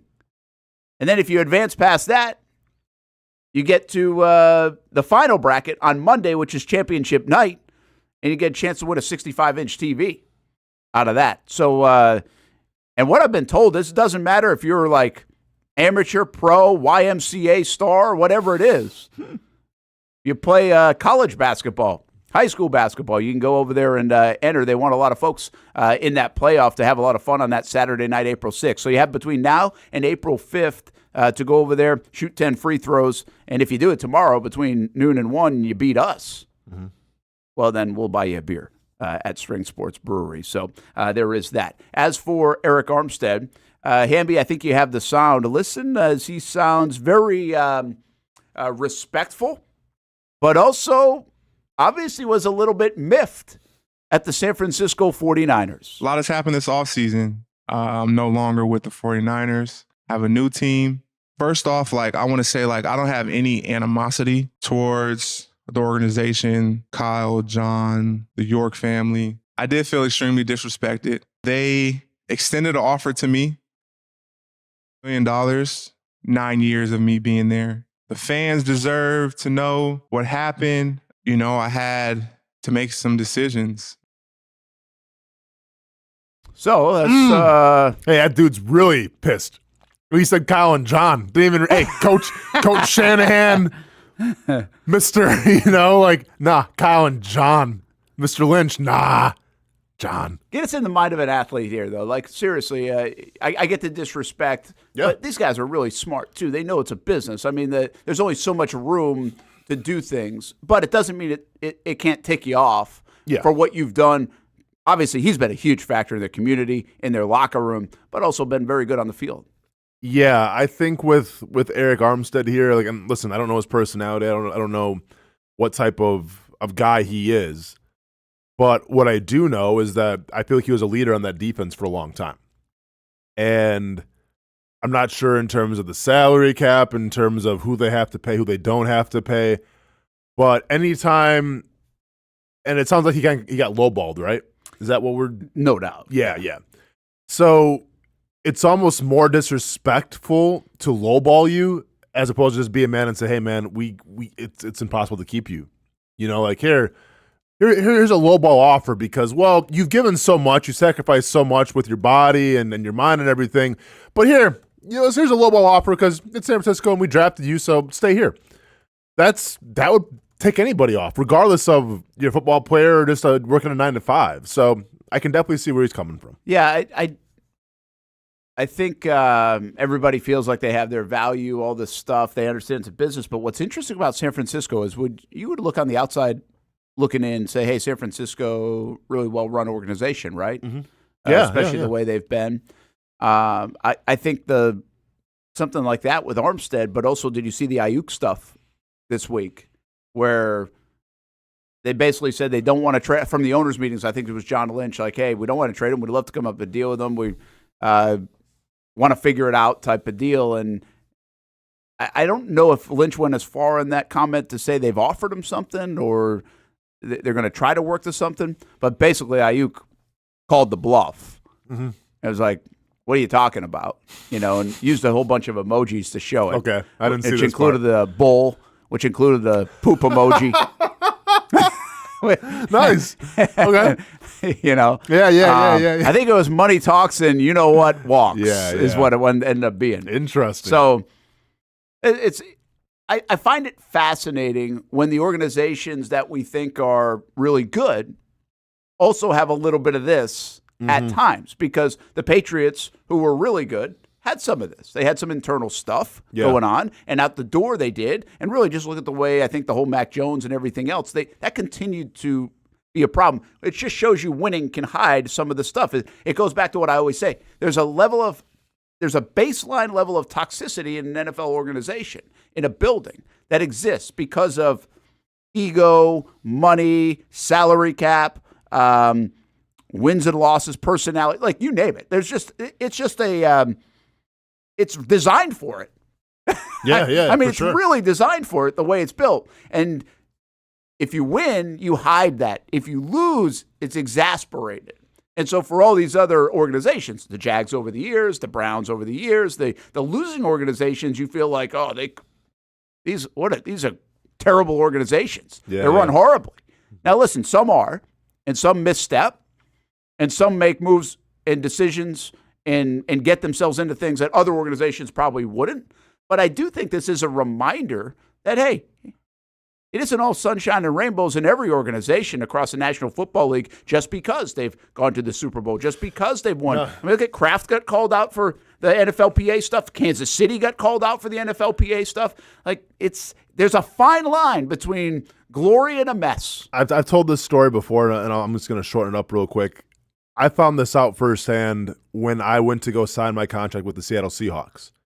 And at the time, they were coming off of a Super Bowl run. I don't think they won that Super Bowl. I think it was the Super Bowl who'd they lose to? Oh, the Patriots. Okay. Yeah. It was right after that. But still considered one of the best organizations around, right? So they called me up. I had a workout previously, signed me the contract. Cool. All right. Fly to Seattle, pack all my bags and everything, fly to sign my contract. I'm a Seattle Seahawk. Can't wait. Great team, great organization, great defense. Can't wait to be a part of it. Sit there in the meeting room for 2 hours. No one comes to get to me. I'm like, okay. Then they go, Mr. Austen, the assistant comes. We have to move you to the lunchroom because you're probably hungry. I'm like, yeah, I'm starving. All right, cool. So get some lunch. I had a Russell Wilson. I don't know how he knew who I was, but said I had Russell Wilson. Not even joking. And this is back when he wasn't dating Sierra, so he seemed like a pretty down-to-earth kind of normal dude. You know what I'm saying? So wait there another hour. So now it's 3 hours total. Assistant comes to get me. They go, all right, Mr. Austen, we got your plane right back to Jacksonville. I go, excuse me? They're like, yeah, unfortunately, you're going back to Jacksonville. They said, call your agent. I'm like, okay. Call my agent. A fullback got hurt like the previous day. They had to sign a fullback. I didn't get signed. Back to Jacksonville I go. No one came to get me and said what was going on. None of the front office people, the GM, never saw any assistant GM, didn't see anybody. Saw a bunch of assistants, saw Russell Wilson. Thanks for hanging out in Seattle. We'll see you later. And that was coming off a Super Bowl. And I'm like, okay. So if this is how I'm treated in my opinion, one of the top organizations, what are the Cleveland Browns doing? Yeah. You know what I'm saying? Like, what are the Oakland Raiders doing? So that kind of put it on perspective for me a little bit and saying, like, you think these teams all have it together sometimes. You think they do things by the book and they do things that are right by you.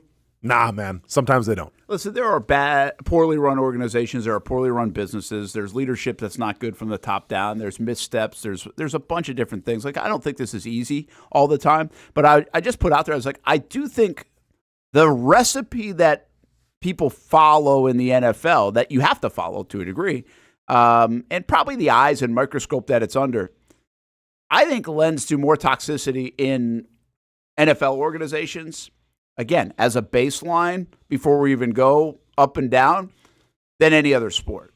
Mm-hmm. Now, I would think the NBA might be able, you got a lot of money, a lot of personality, a lot of power play in the players, right? Yeah. But the thing that I would say is a little bit different there, Austin, is it's 12 guys.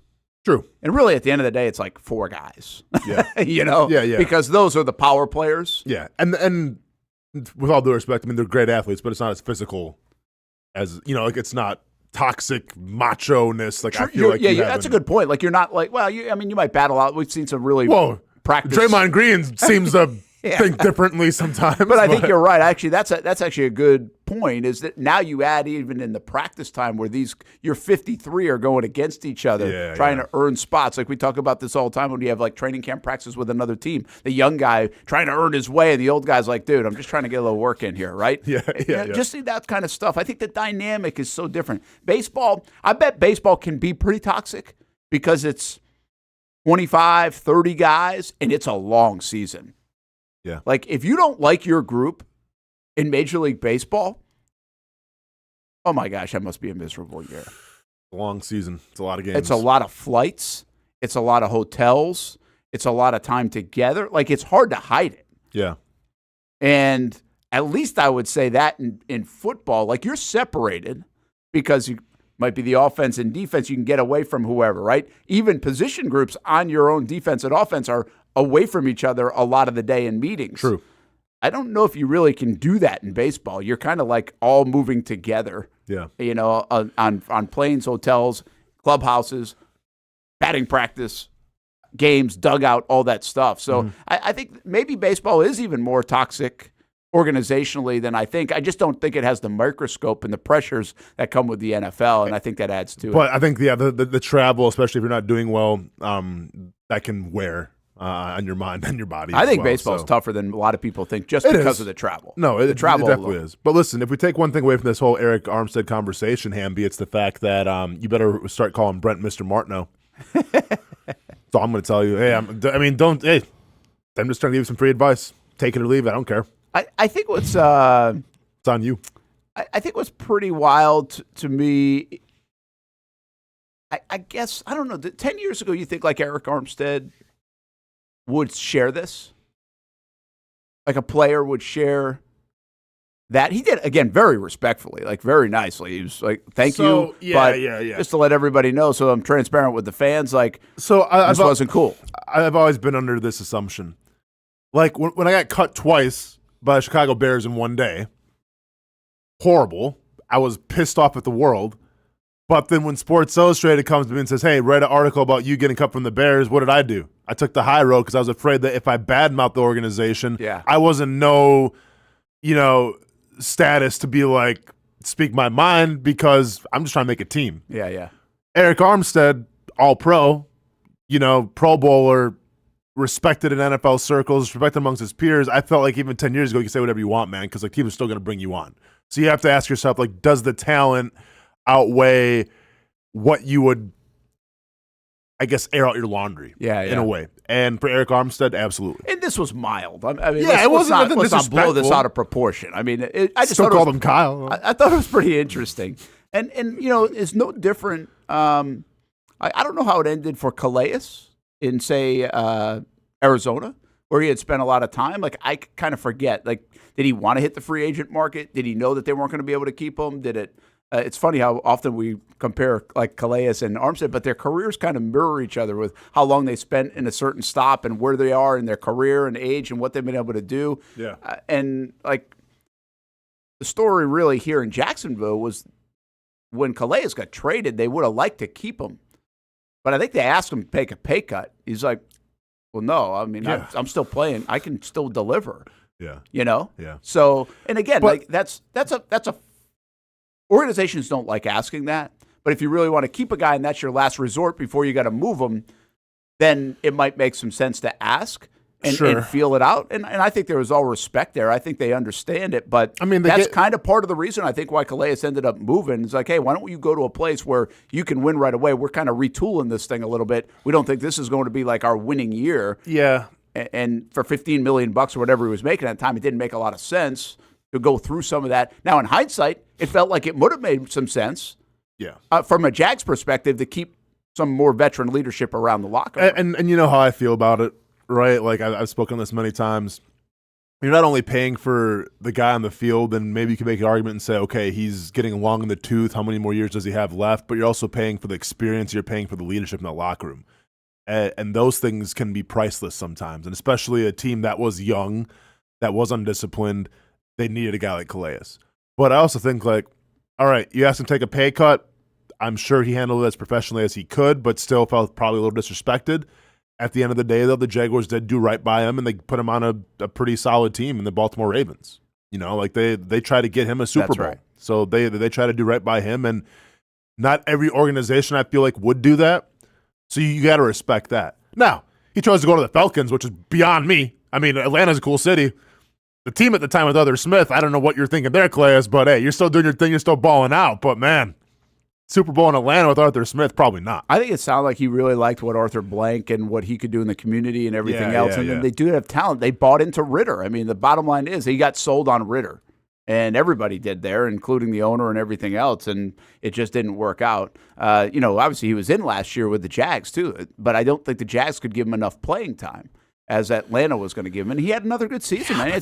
We had Trevor, man. You had Desmond Ritter. I know it. It's like trying to pass a Dixie Cup off as a Stanley Cup. But you know what I'm saying?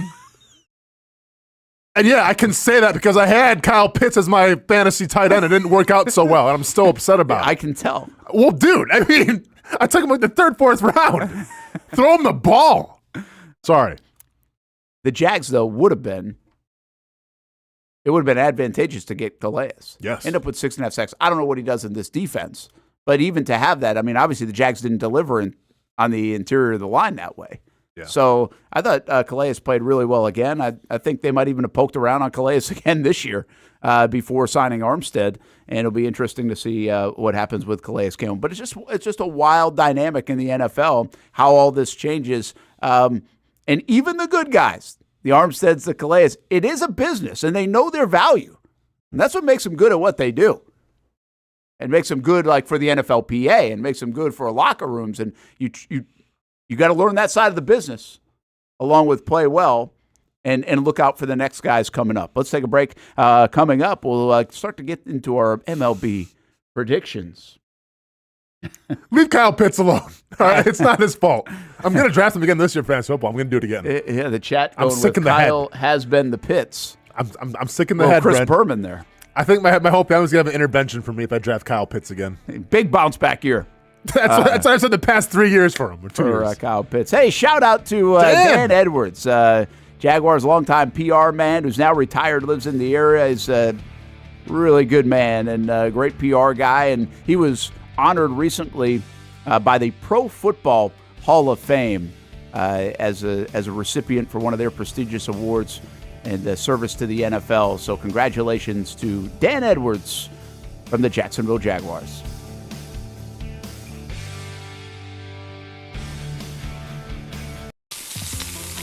In Northeast Florida, we love hanging out on the back patio, maybe grilling out lunch or dinner with the family, enjoying the good weather, or maybe enjoying the big game on the TV. Or maybe your favorite team in town, the Action Sports Jacks team. This is great, except for when it's really hot or the bugs start coming out. But what if you didn't have to worry about that? Titan Outdoor Solutions will make your outdoor area a comfortable spot, any time of the day, any time of the year. This makes too much sense. Titan Outdoor Solutions can give your home an upgrade. Customized pergolas, awnings, controlled shade, even retractable screens. The solution to beating the heat and the bugs and getting more use out of your home is Titan Outdoor Solutions. And this can even help prevent storm damage at your home. Living in Florida and living in your home is already good. Now make it great.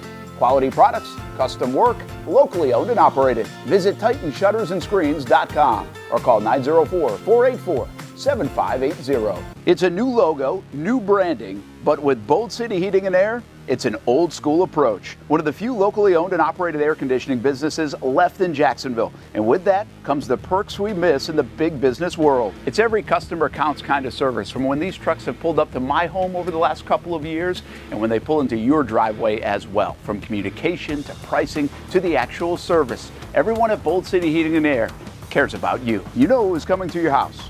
You know they will be well trained and they will respect your home. Air conditioning convenience at BoldCityAC.com. The folks at Bold City Heating and Air also know your AC unit is important and can be a big expense. That's why they have financing to help. No payments, no interest for 12 months on new systems. $50 off any repairs. Stay safe, stay comfortable with Bold City Heating and Air at BoldCityAC.com. Homegrown in your hometown. Bold City Heating and Air. I've been forecasting the weather for a long time, and no matter where I go, I always get asked the same question. Hey Mike, what's the weather gonna be like? Hey Mike. Hey Mike. Mike, hey, what's the weather gonna be like? I don't mind being asked because I always have the answer. Great day for a perfect round of golf. Hey, little rain later today. So go ahead, ask me. Hey Mike, I'm heading out. What's the weather like tonight? It's the same question, even at home. Mike Burrish, he's got your weather answer on Action News Jax. The friendliest golf course in town, the Golf Club at Southampton. Local golfers have no shortage of options when it comes to picking a course to play here in Northeast Florida year-round. Yet time and time again, I find myself here at the Golf Club at Southampton. Easy to get to off 210 in St. Johns County. It's family-owned and operated and renowned for being one of the area's most player-friendly. That's just one of the reasons we hold the Action Sports Jax Dream 18 charity golf tournament here each fall. The Mark McCumber design layout is great for all skill levels of golfers, from the guys who bomb it a mile on the range to golfers like me who are just happy to put it in the fairway, which Southampton has very accommodating fairways. And if you need new clubs, come down to the pro shop. They'll fit you up and get you a nice new set like they did for me. For more information on membership or to book a tee time and see for yourself, head over to golfsouthampton.com or call the clubhouse at 904-287-7529. The Golf Club at Southampton. It's the official home of the Action Sports Jax Dream 18. Make it your home for golf too. When you think sports, you think Action Sports Jax, the official station of the Jaguars, on location for every game. But the most experienced team in town doesn't stop there. From high school football to the big events in the area, Action Sports Jax is always on. Now, we take that to a new level. Action Sports Jax 24/7 is around-the-clock coverage of the teams you love and the moments you can't miss. The best local sports in Jacksonville on Action Sports Jax 24/7. Things are heating up, and the UNF baseball and softball teams are warmed up more than a third of the way through their seasons, and both Ospreys teams on the diamond are off to good starts. Recent Pitcher of the Week honors in both sports. Both teams have done well with the home cooking early in their schedule, and the early tests on the road have gone well too. The A-Sun season is here now. UNF baseball and softball trying to make some noise in conference play. Go watch the Ospreys play. Go to UNFOspreys.com for more information on schedules and tickets. Plus, keep up with all the sports results and stories. UNFOspreys.com. When strong storms threaten and your safety is on the line, nothing beats accuracy. Chief Meteorologist Mike Burrish and the First Alert Weather Team. Your safest place to be during a storm is Action News Jax. I'm Action Sports Jax Stuart Weber. Please join me and the Crohn's and Colitis Foundation in Northeast Florida for our annual Take Steps Walk, right here at Memorial Park on April 13th. The event is dedicated to finding cures and raising awareness for digestive diseases. Join us by registering now at actionnewsjax.com. Welcome back to the Brent and Austen Show, streaming on the Action Sports Jax 24/7 network.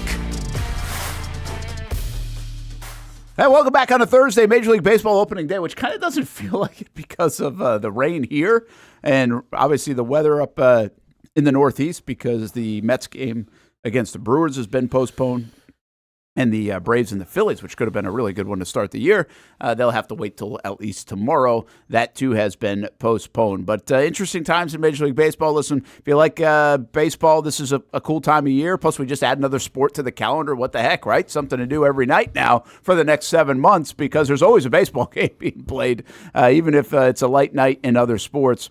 And the baseball, I thought baseball had a terrific season last year. You can make the case that, it was the Rangers and the Diamondbacks in the World Series. But think about all the rule changes they had, and they hit a home run with most of them, if not all of them.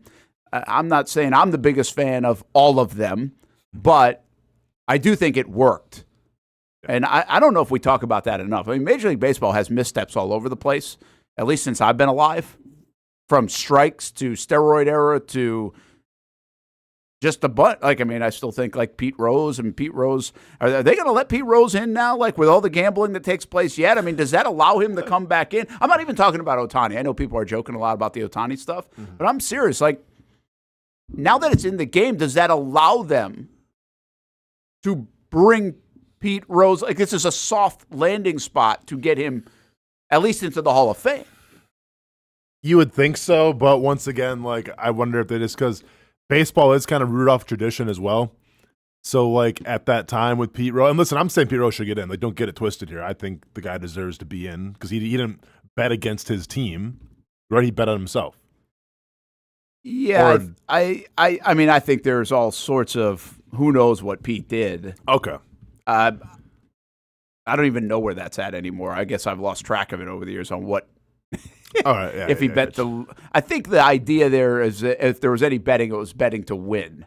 Yeah. Right. Yeah. But I don't know what the latest is on that, so I don't want to speak out of turn. Okay. Well, nevertheless, I just feel like baseball is kind of stuck their feet in the mud with this one, saying we're not going to let them in. They have, and I think they're going to stick to their guns on this. But I guess my point is, first of all, so much time is. Keep in mind, part of the reason that Pete Rose is not back in the game or in Cooperstown or whatever else is because he's a hard ass about it. True. Yeah, he doesn't make things any easier. He doesn't play ball with them. He doesn't, and I get this, right? He doesn't show contrition very often. He really just kind of waves it in their face a lot. And so I understand why he'd be well, what are we helping this guy out for? So there really hasn't been enough of that over time for Pete Rose. But I think some of that's because he has a lot of backing of the public and everything else. I guess my main point is it's just all the things you just said are true, right? Yeah. I mean, when they suspend them and ban them and all that, you want to honor that as the next people that come in as commissioners and the authority of baseball. And we do not want to promote this. And then we have a scandalous era in the steroid era and not a good time to do it. I'm not telling you this year is the right time to do it now with the Otani stuff, but my point is with betting being so widely accepted, I feel like in the next couple of years, this is the perfect time to be able to say, let bygones be bygones. He paid his dues for it, and now, okay, this is it. Mm-hmm. It's not like we have 5 people in line like Pete Rose. That's the point.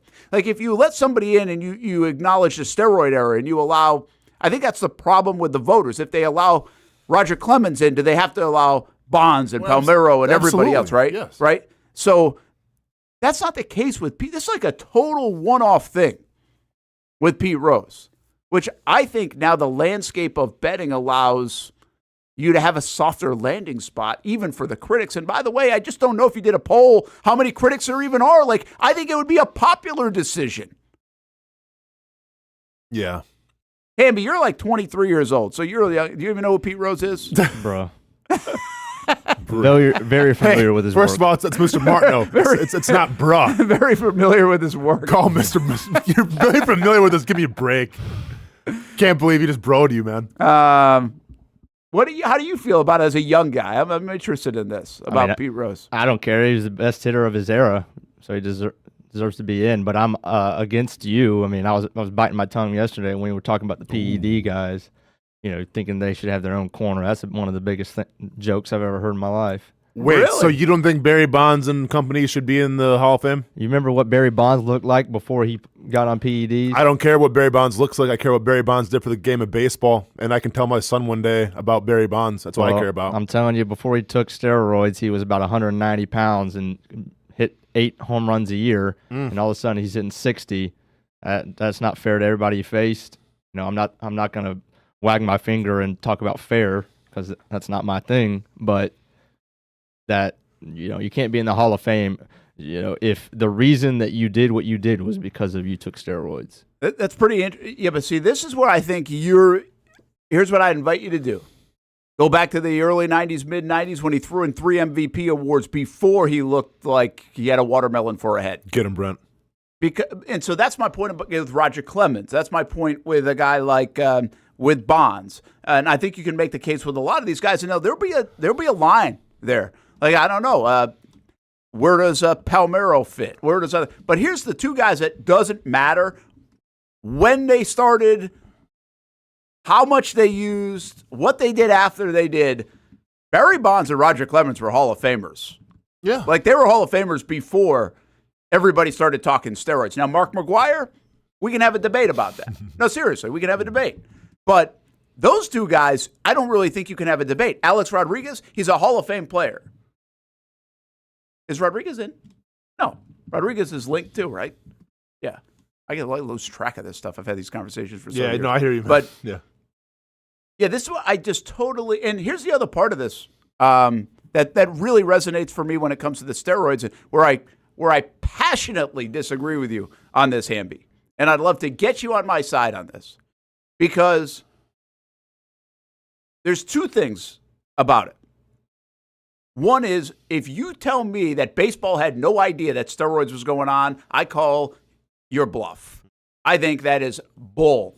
Baseball knew exactly what was going on. Baseball was putting their arms around these new crowds coming out of the strike in the mid-'90s, where baseball had dipped. They put their arms around Chicks Dig the Long Ball. Like they were so in tune with what's going on and accepted it that then you had second basemen and catchers and shortstops juicing because they were looking the other way.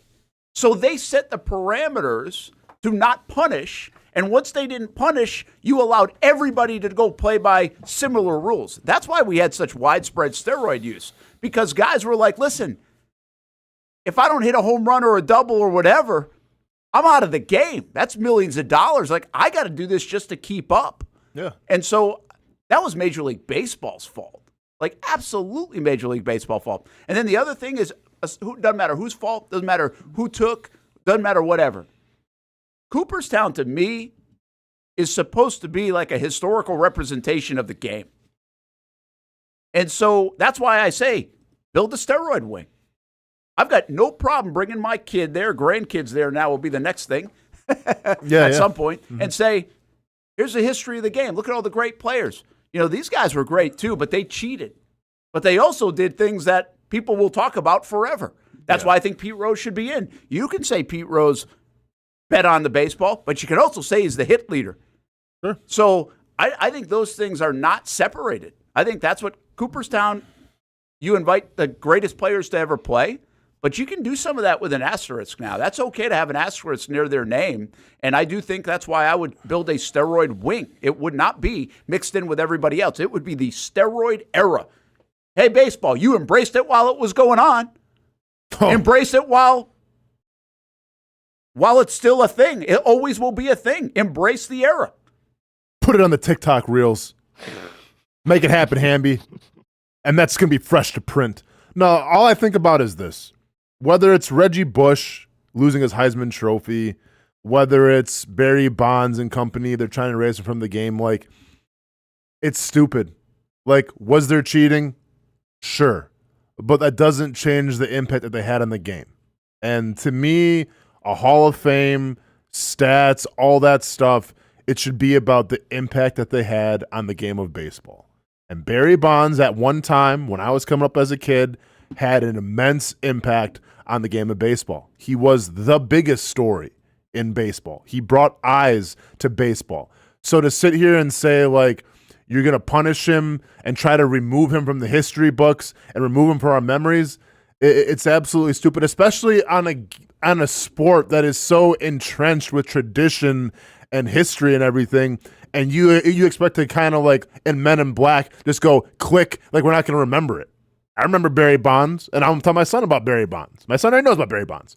Like, it's just the way it is. So you can either try to cloud all our minds and make us forget about it, or you can celebrate that great time in baseball, because guess what? it was a lot more popular back then than I feel like it is now. Hey, by the way, Glenn C. says ridiculous. Next to Ray Caruth, Ray Rice wing, and that couldn't be further than the truth. First of all, Ray Caruth and Ray Rice, who obviously got punished in football. Yeah, they were.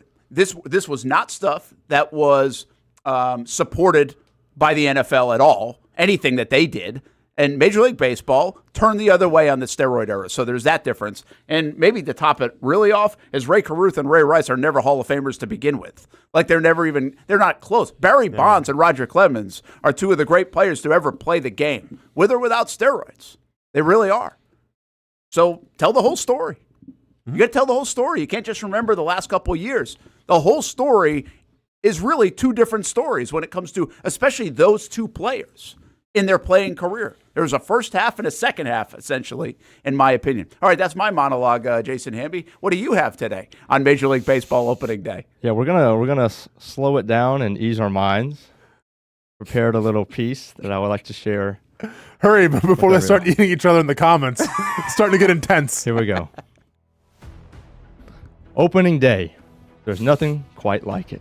A national pastime, privilege, and right for those devout to the principles of hard 90s, pimping homers, and wearing your hat forwards. Today is about tradition, especially for the fans. In a few hours, Yankees fans will go on a scavenger hunt in their closets and garages, sifting through all their Cowboys, Lakers, and Duke hats to find the navy blue and white New York hat that they last spiked on the ground when their buddy, who's an actual baseball fan, told them they can no longer bring up the 27 championships they won 100 years ago as a reason that they're still relevant today. Mets fans will already be fighting any small percentage of common sense that they have and try to convince themselves that maybe this year they won't collapse in mid-July and be the laughingstock of the National League after all they have to cheer for is Brandon Nimmo sprinting to first base after a walk. And last but not least, a few Rays fans will find their way to their seats at their home ballpark, only to wonder why they're the only people in the entire section and there's less fans in the stadium than there were at games in the 2020 playoffs when COVID only allowed for 25% capacities. Now, has the warm and sunny weather that is normally essential to making today what it is decided that it's going to rain on all of our parades? Yes. Are the best fans in baseball being kept from watching the new Spencer Strider curveball, a Matt Olson 460-foot pump, and a Braves dub to start their World Series campaign, all because Philadelphia has a permanent cloud residing over its city, and Rob Manfred loves to throw the middle finger to the city of Atlanta? Also yes. Is the best player in our sport in the face of our great game now being tarnished because he couldn't help himself from hammering WNBA money lines, European soccer spreads, and Kareem Abdul-Jabbar prop bets? Possibly. But despite all of this, will all baseball fans rally together to celebrate that our game isn't struggling, it's not out of style, and it's not a pastime in past time? No, we will celebrate that our game is alive and well and cherish the memories that it continues to give us, win or lose. Today is opening day, and there's nothing quite like it. Hey, very good there, Hamby. Oh, my gosh. Hey, how about that? Dude, that was... You know what I just learned about Hamby today? When I ask him to do something, he's got plenty of time on his hands. Yeah, you just kind of shot yourself in the foot there, Hamby. I wrote that. Also, hey, man, we're about to get canceled by like 6 different fan bases of MLB. Whatever. Okay, cool. That's what it takes. Happens. Cool, man. That was good stuff. That was great. I felt a little Vin Scully in there at times from you, Hamby. A tradition like no other. That's high regards. Is that Vin Scully? No, that's missed it by the that Masters. Much. Whatever, man. Well, actually, I think Vin did do the Masters way back in the day. A little bit, maybe. Yeah, go ahead and give me my flowers. We're good. Hamby, that was fantastic, by the way. Thank you, sir. Nicely done. It is kind. You know what? There's nothing quite like is when they put the what we would call in our business like a special open, something like Hamby just did, but the utilization of the sport video, the old video, the voices from Vin Scully to Field of Dreams to other, is really better than any of them. Yep. You know, like I always remember the NFL does some really good ones now, and all sports do. The Olympics will have a good one, but I feel like there's nothing like baseball, and that's because even more than football, you don't use this word in football. There's a romanticism about baseball, especially old school baseball people or traditionalists. You don't really ever get that word with football. You know, that's too soft of a word for football. I mean, Brent, no, you're not wrong there, but we did get it one time with John Malkovich when it was the Jaguars. And that's what I was thinking. And that's a great one. Still got those goosebumps. Oh, man, I can't stop watching it every time. The greatest thing ever. Yeah, but can't we do that? Can't you repeat that? Like, what happened to those? No, but see, here, the beauty is they don't try to repeat that one. Like guess. CBS doesn't try to. That was genius. Yeah. Won't be topped. And I'm not sure. But they didn't come close yet, Brent. Yeah. I almost think that's just going to stand on a mantle by itself. And it's pretty cool that it had the Jags in it. Yeah. Hamby, you know what we're talking about with that? Oh, my gosh. I'll send you the link. Yeah. Man. Greatest open Seriously. No, and, really. and obviously, like, we're biased, but I mean, even I said to my friends one time, they're like, yeah, this is the coolest thing ever. Yeah, it didn't have to be Jags. Now, it did help for everybody else that it was that moment in a moment in time that everybody will remember for a long time. Yeah. But, man, was that good. That was good. That was perfection. Yep, perfection. Absolutely. All right, you want to get this going a little bit? Predictions time. 5 minutes at least? Here we go. All right, so here's what we're doing. We're doing division winners, pennant for both sides, both leagues, World Series, AL, NL MVP, Cy Young, and worst team in baseball. I like this. Okay. All right, so here's what I'd like to do, okay, just so we don't have this doesn't drag out for an hour. And we're going to have some guests coming in and might even stop by the shrimp. So we're going to break this up. Let's do the AL/NL stuff, all right? Okay. The World Series even. But then we'll get to the individual awards later. Okay? No problem. Okay. So let's do that. I mean, for worst team, could we just say the Athletics and all just go move on with our lives? I think the White Sox are going to be the worst. Okay. See? Okay. You guys both going with the A's? Yeah, I'm going with the A's all day. Yeah. I know. I want to be a little different. I hear you. Yeah, But, and by the way, see, I think the White Sox are interesting here. What happened to the White Sox over these last couple of years? They were like right there and looked to be an ascending team. And last year was a disaster. Tony La Russa. In Chicago. So, and now they seriously are, I would think most people would peg them as like a bottom 3 team in all of baseball. Yeah. For sure. Yes. Their over-under was like at 62 wins. Is that what it is? Yeah. Well, that's embarrassing. That's why I think like the A's might be able to catch. I mean, the A's, to lose as many games as the A's lost, even with a bad team, is really hard. But they do have like a AAA team, so. But did they like really make it like, okay, well, we got to do better this year? It's like, oh, what'd you really do? Here's the thing about, the one thing I would say about the A's is nobody's paying attention to them. Yeah. In Chicago, even if you're the White Sox, and I know most people pay attention to the Cubs, you're still going to ridicule them every day and pay attention. You've got a little heat on you in Chicago. True. You've got no heat on you right now if you're the A's, which means they can play free and But easy. do you think they have some heat in terms of the Las Vegas rumors? Well, I don't think it affects their baseball team at Okay. all. I think nobody's looking at the A's. Like, nobody. We're going to go to an A's game in June. There might be 6 people there. We're going to be 4 of them.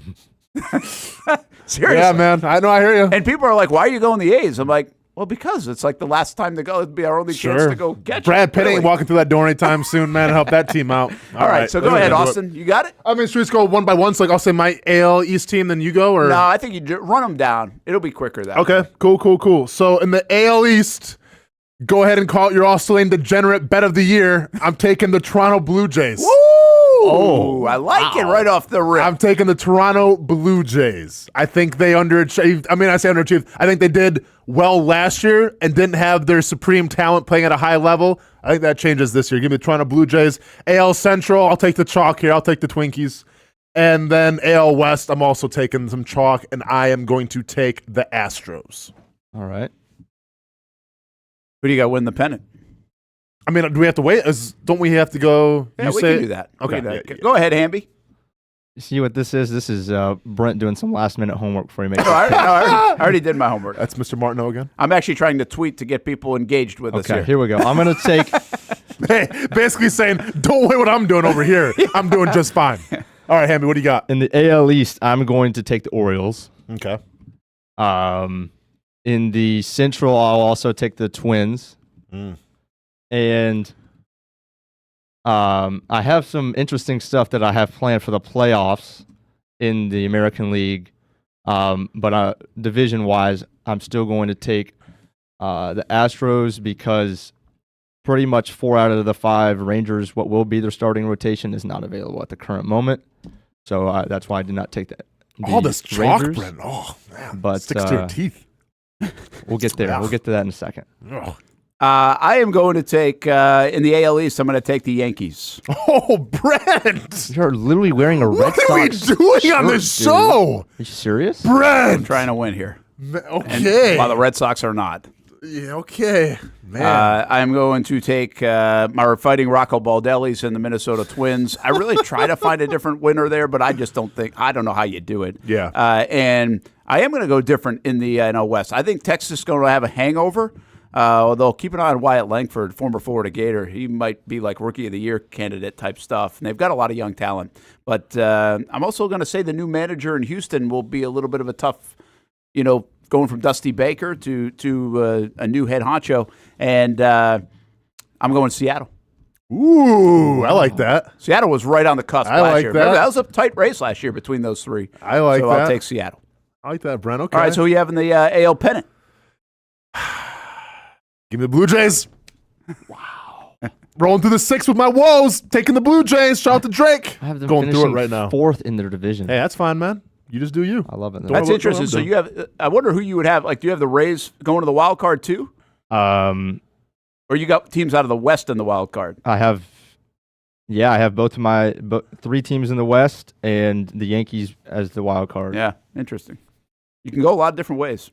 For my AL pennant, I'm taking the Rangers, who are going to get things done even though they don't win the division. Yeah, careful now. I've really thought long and hard about. You just tweeted viewers are joining us live right now. Be careful. I know. I actually think the Yankees are going to make a really good run this year. I'm concerned about the Orioles. I think Soto's going to have a monster year. Short porch. Monster year. And I know I'm not alone in that, by the way. I want to take the Orioles so bad. All right, I'll take the Orioles. Hey! I love how we all just celebrate. Gosh, I can't believe you guys should let my emotion of the Yankees. Well, I mean, if I want to win, I would rather you have taken the Yankees. I don't know, man. I think they've gotten so many chances. True. I can't believe actually Boone is still there and Cashman's still there, and I think they are actually. I feel like that's going to pay off, and Soto is going to be a huge difference maker for them.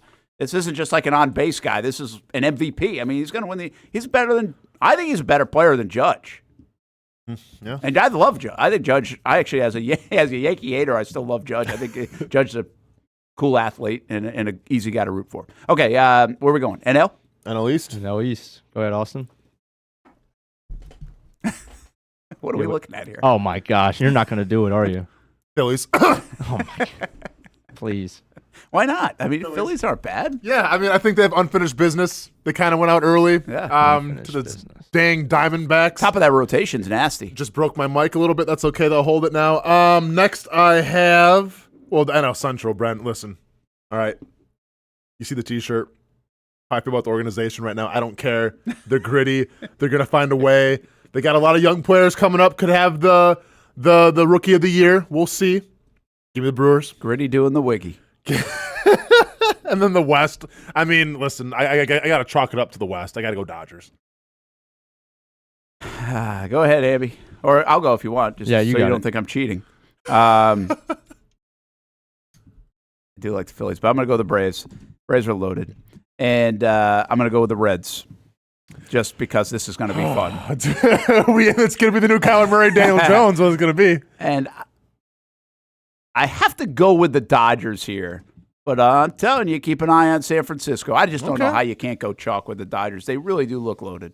Damn it, Brent. Same one for you? I'm taking the Braves. I'm taking the Cubbies. Yeah. I mean, and I'm taking the Giants to win the division. Wow. I was going to say chalk Mr. Chalkerson, but never mind. Yeah, you're not going to trot Outman, Jason Hayward, and Lux out there every single night with the rotation that they got trotting out there also and win that division easy. It's going to be a lot closer than people think. Yeah. So who's your pennant? Go ahead, Austin. Sorry, Hamby. Sorry, Hamby. Well, you really think they're on the revenge tour? I do. Yep. Go and give me pick, the really. Philadelphia Phillies. Phillies, Blue Jays, World Series. Book it. Brent? I really want to pick the Orioles and the Reds. Oh, my God. Come on, man. But I'm All not. right. I'm actually going to pick the Giants to come out of the wild card. Ooh. Okay. And go against the Orioles. Okay. It is an even year after all. And if you go all the way back in the history of the San Francisco Giants, Tim Kirchin numbers coming at you. they've won 8 World Series. Tim Kirchin numbers coming at you. And who are you 5 taking? of them have come on even years. Got the Giants. So, Tim Kirchin won the in Giants. fact, the last 4 of them have come on even years. Please don't do the Kirchin voice again. I'll do it all day. You might not be I'll do it able all to talk day. tomorrow. Yeah, I'll do it all day. Yeah, I've got the Giants and the Orioles in the World Series. All right, All right, I will Hamby, take the Braves Bet you will. over the Phillies, though. I have the Phillies still getting a run, going on a run. We meet again. Oh, Dodgers don't even make the NLCS. No. The Phillies, obviously, we've met up with them in the DS the last 2 years. We'll meet them in the CS this time, and we'll win it. And then we'll go to the World Series and win Can it. you please never say that again? Because last time I checked, you ain't getting paid by that. You don't affiliate with your team? No. Whatever. You said we. You're a clown. You just picked the Yankees to win the division. You're a Red Sox. I don't care if they were supposed to project to win 130 games. Yeah, he picked the Yankees. He didn't say we are going to win this pennant. All right. Unreal. Oh, man. World Series winner, Austin. You break the mic again. I think you know where I'm going with this. Phillies. Yeah. I like that. I think it'd be good for the game. I got San Francisco Giants. Wow. Over the Baltimore Orioles. Again, I'm not as in love with I'm going with the Orioles just because I couldn't take the Yankees. I think the Orioles are in a weird spot. Everybody's talking about them. That's a tough thing. I think they might be another year away from being great. And so I'm not going to have them win the World Series. But it'll be fun as hell if the Orioles are in the World Series. I can get around on that. A lot of Orioles fans in this area, by the way. They should be pretty excited about their baseball team for the first time in a long time. I mean, they should have been excited about them last year, hopefully. Well, I mean, they got excited about him last year, right? I mean, that's when they got excited. They made the name for him. And now you should be really excited about where they're positioned and I mean, how you can really map it out with their talent. And on top of that, I think teams like the Orioles, they have good trade power if they really want to go somewhere else because their farm's good too. Yeah, true. They're loaded right there. All right, so we'll do some of the individual awards. We both, I had Chicago White Sox as the worst team. You guys had Oakland A's as the worst team. Let's just double check, make sure. Is everybody good with what we've got? I think it's Twins, Mariners, Orioles, which means I have both wild card winners representing in the World Series. How about that? That Braves, happens all Reds, the time. Dodgers. Yeah, that's good by me. I don't like the Reds, but okay. Sure, Brent. Well, no, we're just checking. Is that what we said? No, I know, but I just aesthetically, like looking at this whole list, the fact that Reds are making an appearance on this list, it just... Which bothers you more, Reds or Cubs? Oh, Reds all day. Because the Cubs, you can justify. They're going to be a good team, good management. I get all that. The Reds, come on, Brent. Brent, we've seen this story so many times. We've got a variation in picks. I like this. Both you There's a guys lot of ways to go. Would you do? I do think there are more teams that can represent each league than it feels like in a long time. Now, that started to transpire last year, too. I remember having a little bit of that conversation. But I'm not sure we have up and down parity throughout baseball. Baseball's been a very tough sport to get parity in, though. Mm-hmm. It's the haves and have-nots. And I think, like, you look at that, listen, the Red Sox aren't going to be awful. Like, they'll be able to beat some teams. I think the way the Central is built in both leagues could be almost wide open, really. You could go that far. There are 2 real contenders, and the Mets will spoil some things for people. I just don't think they're a true contender based on the way the Phillies and Braves are constructed. Hold on, real quick. What about the Mets right now and their roster makes you think that they could spoil anything? Well, I don't think they can spoil long term, but I don't think they're going to be an easy out, is my point. You think they're better than the Marlins? Yeah, I think the Marlins got very fortunate last year. Yeah, I think they. If you looked at the Marlins, how they ended up with the amount of wins they got versus like some of the metrics that played it out, it doesn't make sense. They ended up with like 84 wins. I mean, they got a lot of good young players, man. Their rotation's not bad. And you look at I mean, who were I was laughing the other day. I looked up and Mets were trying out Jose Quintana, and I started laughing. I couldn't help myself. Yeah. Freaking serious? I think the Mets would be better than people give it credit for. I think the J.D. Martinez signing might be a good signing for them, to be honest, in their lineup. And DJ Stewart actually is going to hold his spot down for a little bit. But but go even the West. I mean, the Diamondbacks, nobody's going to give anything to, and they could be a threat. I mean, even to the Padres. And the Padres, too. You know, like sometimes subtraction helps. Take a little pressure off, right? With all those personalities, with all that play. Now, they lose Snell. It's hard to imagine them winning, but I think they're going to be tough. Yeah. So I think the league I think the Major League Baseball is set up a little bit more like football right now. Well, let me ask you this real quick. Braves, Dodgers, we'll say the Orioles, and the Phillies. You taking them, one of those teams, as your World Series winner? Braves, Dodgers, Orioles, Phillies. Or are you taking the field? Oof. I mean, and once again, disregard our picks here. I'm just saying, if you had to put the money on the line, you had to put that mortgage on the line here.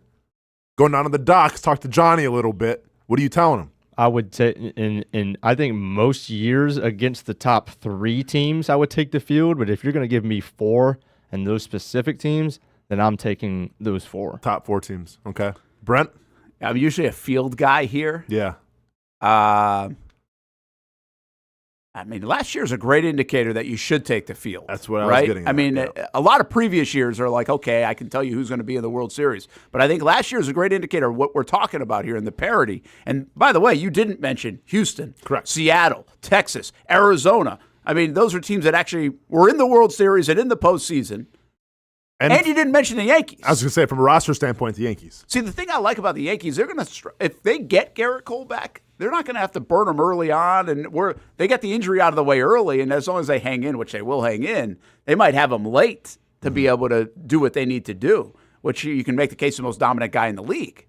So I'm talking myself into the field here, but that is a tough 4. I'll take the field. What the hell? Let's remember that. Okay. Let's throw that in the mix, all right, that I took the field. What would you take? I'm taking the field as well. Really? I think I'm taking the field, yeah. Boy, the Dodgers and the Braves I know. alone and the Phillies are low. Like, the Orioles don't bother me in this conversation. They don't. I just don't think they have the experience in terms of winning the big ones. I'll take the field, but I think that's a hard pick. That's a really good question. Could be a coin flip. I don't know. I don't know so what Hamby the odds would be. Top 4 teams. We took the field. Hey, let's take a break here on the Brent and Austin Show. As we spilled into the noon hour, we might head to the baseball grounds here on the show today and catch up with Marcel Robinson. We'll also do some of the individual awards predictions, and Hamby promises that he will pay this off at some point down the road, like in October. Are we going to do something for it? Yeah, we got to do something. We'll put a little something on it. I think what we need to do is, though, we need to handicap the Braves, the Brewers, and the Red Sox and keep us standings. The thing is, though, I get strokes. I'm getting strokes here. We don't get strokes, the Brewers? Well, probably. Come on, man. Devin Williams is out I'll play even now. up with you, but we're not playing even up with the Braves. Heck no. There's no way. Plus, we play in the hardest division. Yeah, that's true. DJ Stewart makes that opening day roster. He'll be the DH 7 years in now out of Bowles and Florida State.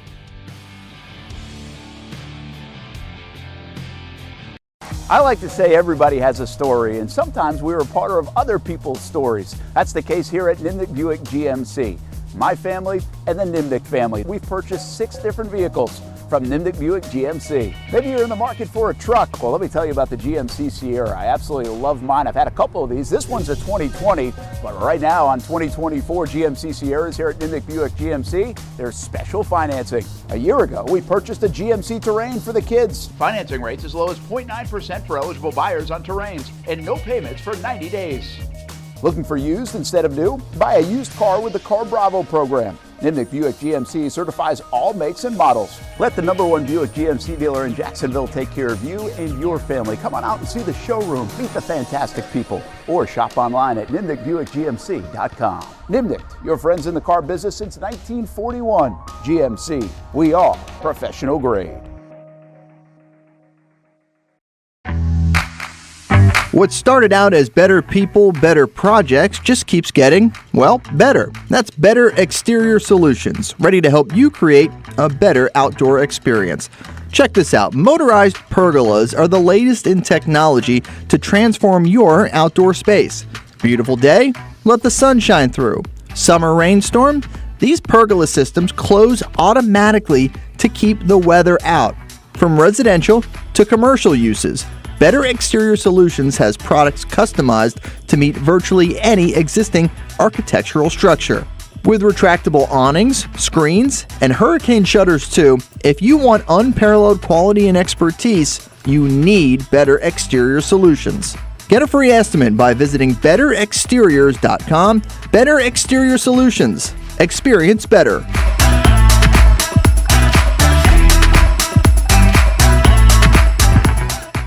It's a new logo, new branding, but with Bold City Heating and Air, it's an old school approach. One of the few locally owned and operated air conditioning businesses left in Jacksonville. And with that comes the perks we miss in the big business world. It's every customer counts kind of service, from when these trucks have pulled up to my home over the last couple of years and when they pull into your driveway as well. From communication to pricing to the actual service, everyone at Bold City Heating and Air cares about you. You know who's coming to your house. You know they will be well trained. And they will respect your home. Air conditioning convenience at boldcityac.com. The folks at Bold City Heating and Air also know your AC unit is important and can be a big expense. That's why they have financing to help. No payments, no interest for 12 months on new systems. $50 off any repairs. Stay safe, stay comfortable with Bold City Heating and Air at boldcityac.com. Homegrown in your hometown. Bold City Heating and Air. Thank you for making Action News Jax the best in Jax and Folio's Best of Jax 2023. Best TV station, best TV newscast, best TV morning show. Chandler Morgan voted best TV anchor. The Chief, Mike Burrish, voted best meteorologist. And Brent Martineau voted best TV sports anchor. And while you're on the go, best news website and best local blog, the Burrish blog. Thank you for making Action News Jax local coverage you can count on. Stop by the new car sales event happening right now at Greenway Kia at the Avenues. $500 in a job gets you in a Kia. And Michael Montiero and the staff here at Greenway Kia are here to make it happen. Experience great customer service and become a part of their family. And while you're here, check out the Kia Forte GT line, full of comfort, innovation, and has driver assist technology. And how about the affordable new Kia EV9, the fast-charging, all-new electrical SUV with high-performance capability, 3-row seats with 304 miles of maximum driving range. Over 1,000 new Kia models, some starting at $199 a month. And as always, get the 10-year, 100,000-mile limited powertrain warranty. Come shop at Greenway Kia at the Avenues, located on Phillips Highway. You can shop online at greenwaykiaattheavenues.com. And remember, $500 and a job gets you in a Kia at Greenway Kia at the Avenues. When you think sports, you think Action Sports Jax, the official station of the Jaguars, on location for every game. But the most experienced team in town doesn't stop there. From high school football to the big events in the area, Action Sports Jax is always on. Now, we take that to a new level. Action Sports Jax 24/7 is around-the-clock coverage of the teams you love and the moments you can't miss. The best local sports in Jacksonville on Action Sports Jax 24/7. Welcome back to the Brent and Austin Show, streaming on the Action Sports Jax 24/7 network. Oh, the tournament is back. Did we forget about that? I said this the other day on social media. We go from a million games on Thursday, Friday to like, where are all the games? Yeah. Saturday, Sunday even felt light, and now they really feel light. We got 4 games tonight, 4 games tomorrow. In Houston, keep an eye on that lower left bracket. Or, who is that? Is that mine? Yeah. Yes. And I've got Clemson. Hamby's got Alabama. Who do you have coming out of there? Remember? Yeah. You have Arizona? I have UNC. I have Arizona, I believe. No, for the Final Four? Yeah. My Final Four is Marquette, Tennessee, UConn. Thank you. You do have Arizona. And then Arizona, sorry. Yeah. Yeah, so that left side is different for you versus us. Yeah. For sure. So that's going to be the key. Well, actually, your Final Four is different than all around. Yeah. So someone's got to hold down the money for us. I guess so. I don't think we have too much to worry about. We're not concerned with Z Fortner, are we? Shots fired. Should have brought in Mitch Morse to replace him. What are you going to do? We were just saying that the games tonight are really good. Yeah. Like that's what's the cool part now is you get to a situation where maybe you do have more chalk than you wanted to, but then you really get some great matchups. I mean, what's the lowest seed left? Is it Clemson at 6? No, it's NC State at 11. Oh, NC State at 11. Yeah, they'll play tomorrow. But that's it, right? Yep. 6 and 11. So Clemson, Arizona tonight to lead things off on CBS. San Diego State, UConn, which is pretty fascinating, right? Because isn't that a rematch of the championship game? Yes. Pretty wild that worked out to be the same. Yep. Alabama, North Carolina. A lot of people think this one's going to be really good. Mm-hmm. Hamby, you need this one to pull through for you, huh? Yeah, big one for me. Yeah. Yeah, it's a big night for us. Huge 7 and 9 us. games. Yeah, huge. And then this one's fun. Illinois, Iowa State. Iowa State is good. Iowa State. That's the game of the night for me. Try not to pick much chalk. I really don't know as much about Illinois. Yeah. But sneaky, like Illinois over the years has times where they're really good in basketball, and it looks like this is one of those years. I mean, it's a result of the transfer portal because everyone that they got is from the transfer portal, and yeah, they're definitely the best team from the Big Ten in my opinion. Sorry, Purdue, but I think it's going to be a very interesting matchup. You have Iowa State's pressure defense. Illinois is more of a running gun, led by Terrence Shannon, but also Marcus Damask is a good player himself. So yeah, I'll be staying up late for that one for sure. Oh, you are. For a little bit, yeah. I see the 9:59 start time. I think it says. No, it's actually that one's a 10:09 start time. Okay, well 10:09. Then I'm sure they're going to run a little late, so maybe probably like a 10:30 start.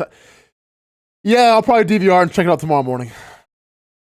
What I wonder now is because we have. Do you think the viewing has been really good this year? And that's considering, I think I saw somebody say that's without like a Zion Williamson or, we said this multiple times. The NCAA Women's Tournament has better storylines than really the men's college basketball tournament. But the tournament's been really well viewed. Mm-hmm. I wonder if that takes a little bit of luster off with, again, just a 6 and 11 seed remaining, or do we lock into some really good basketball and that helps? Like I don't know if it helps or hurts. No, I mean, I think so. In the beginning, I think it kind of hurts a little bit because you get rid of your Cinderellas. But like, can UConn do what they've been doing to San Diego State now? Like, if UConn beats San Diego State by like 20-30, then it's like, oh man, like this team's the real deal. Yeah, like they can make it boring. Yeah, well, we've seen the first 2 games, obviously against lesser opponents where they've done their thing. But now, like San Diego State's a pretty solid team. Let's see what they can do against UConn now. So you think the best game of the night's Illinois, Iowa State? Absolutely. Because that one, sorry, Hamby. Like I see North Carolina winning, Alabama. I see UConn winning. I think Arizona's too talented. I think they beat Clemson. I don't know how to pick the Illinois-Iowa State game. Yeah, I agree. Well, you have Arizona. I still think Clemson could make some noise there, and I'm going to stick by that. But the interesting part about that Clemson matchup, did you see the story where they went back home? I forget where they were playing first, but they went back to Clemson. They spent 12 hours on campus and then had to fly out to L.A. Jeez. So they got them like going all over the place. But that's a little bit of when you're kind of in that mid-section of a seed. Yeah. Like you don't get Arizona obviously doesn't have to go very far or going over to California. So I wonder how big of an advantage that is. Or does it even matter, right? It matters if you get blown out. People will be like, oh, that was a big disadvantage. But if you win, people are like, it doesn't matter. Whatever. So really, you just kind of spin it the way you want to spin it. One quick look at tomorrow in the NCAA. NC State Marquette. I mean, really, I know you're a Marquette guy. Couldn't ask for anything more, right? Yeah, I mean, that's going to be a tough matchup, too, as well. Yeah, but you get an 11 seed. I mean, you got to love that in the Sweet 16. No, you got to love that, but is anybody hotter right now than NC State? And now they've had some I'm really curious to see in terms of you got to think the rest is going to help NC State. Yes. Right? Yes. But, I mean, talk about the hottest team right now in college basketball having, I think at the time, won 7 games in their last 12, I think it was, or something like that. I'm curious to see, do they come out maybe a little cold now, a little rusty, just from having that extended break?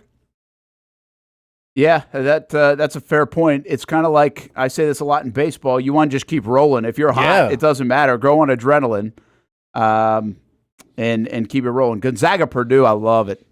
Great game. I mean, that should be really good because we just don't feel – Gonzaga could be a 5 seed, but we're not fooled. And I don't think Purdue will be either. Duke and Houston. These are 2 dominant. Well, Duke's dominant right now. Dominant. And then I actually think the best game of the weekend, of the 2 days, is Creighton, Tennessee. That should be a fun one. Yeah. Both teams that I think actually could win the national championship, too. Yeah, I mean, like, especially Friday, I look at all these matchups thinking, like, I'm not really sure what's going to happen with any of these. So, and listen, and this, I mean, I really do like Marquette, though. The more and more I watch them over these couple of days, I'm like, they can do a little bit of everything. They can. Like I said, though, the size scares me a little bit of North Carolina State. That's the only thing. But, yeah, I mean, listen, people wanted to sleep on Marquette, but you forgot you have one of the best point guards in the country coming back, and that was the biggest question. How are they going to play with Kolek coming back? Well, it took them a half to kind of get readjusted, reacquainted, but since then, hitting the ground running. So I'll just put a bow on this. I just asked it on Twitter again, and we talked. I got 11 and a 6 seed, and outside of that, you got 5 in chalk. You know, I mean, you really got a lot of chalk here. There's no doubt. Hamby, you like it? Would you rather see, like, I don't know. I mean, you weren't going to get Oakland and NC State, so 11, a 6. Would you rather see a 9 still playing against Purdue, an 8 against Houston? Or maybe it's 8 and 4. Houston loads, right? Like if Texas A&M had won. So would you rather see right now Texas A&M in and like a 9 seed against Purdue, whoever that would have been?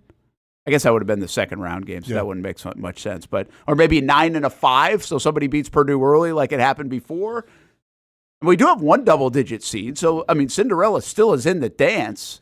Like, what's better for you guys right now? More Cinderella here on Thursday, Friday, or? This is okay. This satisfies enough. No, see, like, I appreciate the Cinderella stories, and that's kind of must-see TV, but there's still plenty of storylines. Yeah. Right? Like, you have arguably the best player in college basketball right now who they haven't gone over the hump at Purdue. Can they finally go to the Final Four? Like, is this the final of the year, or are they going to be a cursed team forever? So there's still storylines that I'm super interested in following. Yeah, I think, obviously, one more Cinderella would be great, but at the same time, for some basketball fans who haven't really followed these teams, there's still a little element of it that we want to see the Giants go against each other that honestly we don't always get in March Madness because of the Cinderella teams. And obviously, you know, tonight and tomorrow, none of these teams play each other, you know, really in the regular season. Like, you're never really going to see UNC Bama, Arizona Clemson, even a little like Iowa that. State. Yeah, you're not going to get that. Or, you know, Gonzaga, Duke. Is that what it is? Gonzaga, Purdue. Yeah, you're not going to get that in the regular season. And so these are still almost seems the opposite of Cinderella, where because you don't have, we never really get this great of matchups this late into the tournament, more so this year than any other year. Okay, but so with that, just to put a final thought on this, I'm trying to come up with, as I look at these 16 teams, I'm trying to figure out the story. Obviously, if NC State wins, you're going to be an 11 seed going to the Elite Eight or potentially the Final Four by the end of the weekend. That's a story. That's a story, and there's a lot of history there with Albano and in the 80s. Like that could be a mega story. You know what that story is, Brent? It's the importance of a conference championship. If they go. Because without the conference championship, they probably wouldn't have been in the tournament. Well, so it's actually got a multiple level of stories, right? Yeah. They're Cinderella, the conference championship stuff, but also the history of it because of winning it in the past and the way they did. But outside of them, what's the story? What about Gonzaga? Yeah, I feel like, but Gonzaga's been a story for 20 years. But they've never won it. I know, but they've gone. This isn't enough. This weekend's not enough for that to satisfy that. I got you. Yeah, you know, I'm talking about like this weekend, going into Saturday, Sunday, or even coming out of Saturday, Sunday potentially. Like what are we gonna say? You could probably. I mean, you're kind of looking at which Giant can survive 4 tough games. Because, you know, I understand that Cinderella, you can't take anything away from them, and that's still a really tough game. But there's no doubt that matchup-wise, the 1 seed would rather play the 11 Cinderella than the 2. Of course. Or the 4, the 1, you know, the 1. Yeah, so you're going to really have to earn it. Yeah, you got to earn it. Almost. They ain't talking about that on like the CBS This Morning show, you know, the early show. You know I mean, the way I see it, and this could theoretically happen, once again, I still am a little leery, though, with NC State. Marquette wins, UConn wins, it's Big East. All right, so you're talking about that. That's a good one. As the biggest conference that was disrespected. Yeah, I'm sorry, and Creighton too. Thank you. Yeah, I forgot about them. There you go. So you have one thing there. If Tennessee gets beat, you know, if the SEC is finally going to be out, Alabama, we'll see what happens. Yeah. That could be a storyline. Okay. I mean, and listen, I don't like necessarily going like conferences and that having be a storyline, but that's kind of where we're at now when you have a lot of Cinderellas. Well, because oddly enough, that's a cool storyline, actually. Well, it kind of resonates with me because of the Big East as well. But part of that storyline is right now, can't you kind of say that the committee got things more right than wrong? The chalk is winning. Like, they seeded these folks the right way. They got all the storylines Thursday, Friday, the opening rounds. Yeah. They got everything they needed. They got upsets. They got all this stuff. They were getting hammered a little bit for all the SEC law, all this other stuff. But really, when you get chalk like this, they kind of did it the right way. Sure. As of right now. Well, but the only thing coming out of that could be, okay, but you didn't give enough love to the Big East. Well, and this was my storyline when we filled out our brackets. And I have Marquette and UConn in the final. And who knows, it could happen. But if that's the case, if we have Marquette and UConn playing for the national championship, there's got to be blowback, right? In terms of the Big East not getting more love in the selections? There's got to be more, yeah. They'll try to make up for it next year, I guess. I don't know what you can do. The whole conference is getting in. I don't know what you I'm can just do. saying, like, on social, I'm just saying us. Right now, listen, you about. can have plenty of blowback right now. The bottom line is they did not respect the conference enough when these teams are 6-0. 3 of the teams that got in are all in the Sweet 16. Yeah. And like I said earlier in the week, I mean, whether St. John's or Providence or any of those teams, you have to play these guys like 6 times. That should have been factored in. And we knew they were all good. That's the thing. They all got 1, 2, 3 seeds. So you knew they were good. It really is surprising they didn't get more in reality. All right, let's take a break. Ken Palm, bro. We come back. We will get to our individual awards in Major League Baseball. Plus, we go ice skating and maybe over to the baseball ground. Still a lot to do in the next half hour or so here on the Action Sports Jacks 24/7 network. You can find us at actionnewsjacks.com, the Action News Jacks app as well. It's the Brent and Austen Show. Alive Credit Union cares about our community. After all, it was founded by people in our community 70 years ago by a group of Florida Blue employees. And the mission still is to inspire financial wellness and give you a financially fit lifestyle. In here, they are more than just a bank. You can find Alive in the community, providing financial education to our youth, sharing programs that are geared toward building credit and rebuilding credit, and supporting causes with amazing organizations like the American Lung Association. In March, Alive Credit Union was back for the 6th time as a sponsor of the American Lung Association's Fight for Air Climb. The event was over the weekend downtown. It was a good turnout with everyone taking steps for a good cause. And Action News Jax's Garrett Biedenbaugh emceed it. Be a part of our community and become a member of Alive Credit Union today. Find out the many ways you can be inspired in financial wellness at alivecu.coop. Everyone loves a good game night. Here you don't have to be the host. You don't have to clean up. They bring the food and drinks to you, and you can watch whatever you want on the big screens. It's more than a card room. It's a night full of fun with friends. Best Bet Jacksonville, Orange Park, and now the newest location here in St. Augustine, right off 95 at exit 311. A brand new clean room, a full bar and menu, my favorite sushi in town. And I love the fries too. You don't have to just play poker at Best Bet. That's why I come over here to the table games and play one-card poker. That's a pretty good card and a win. One-card poker is like war as a kid, you against the dealer. And this isn't the only fun table game to play. A friendly staff, a lot of fun. It's a good night out at Best Bet Jacksonville, Orange Park, and the newest location in St. Augustine. You can be a serious player or a novice. It doesn't matter. If winning equals fun, you're a winner every time at Best Bet. I'll save you a seat, and I'll see you down here at Best Bet St. Augustine. Navigating to that perfect car can be a daunting task. Trust me, I understand, but if you want to find the perfect blend of sales and service for your automotive needs, look no further than the Tom Bush family of dealerships. Here at Tom Bush, they do things right. Dating back to 1970, they've been a staple in the community, giving back and keeping everything local. With 4 different brands to choose from, BMW, Mazda, Volkswagen, and Mini, there's a car for every member of the family, and the customer service is second to none.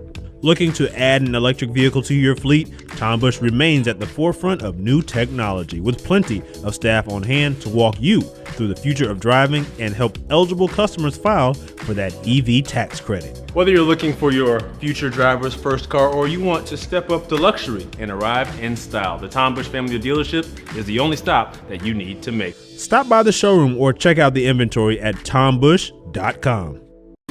Get outside, Make friends. Learn life lessons with the first tee. Golf is kind of like life in a way. You can take some stuff you learn on the course and take that and use it in every single day life. Donate to First Tee's Playday campaign and everybody wins.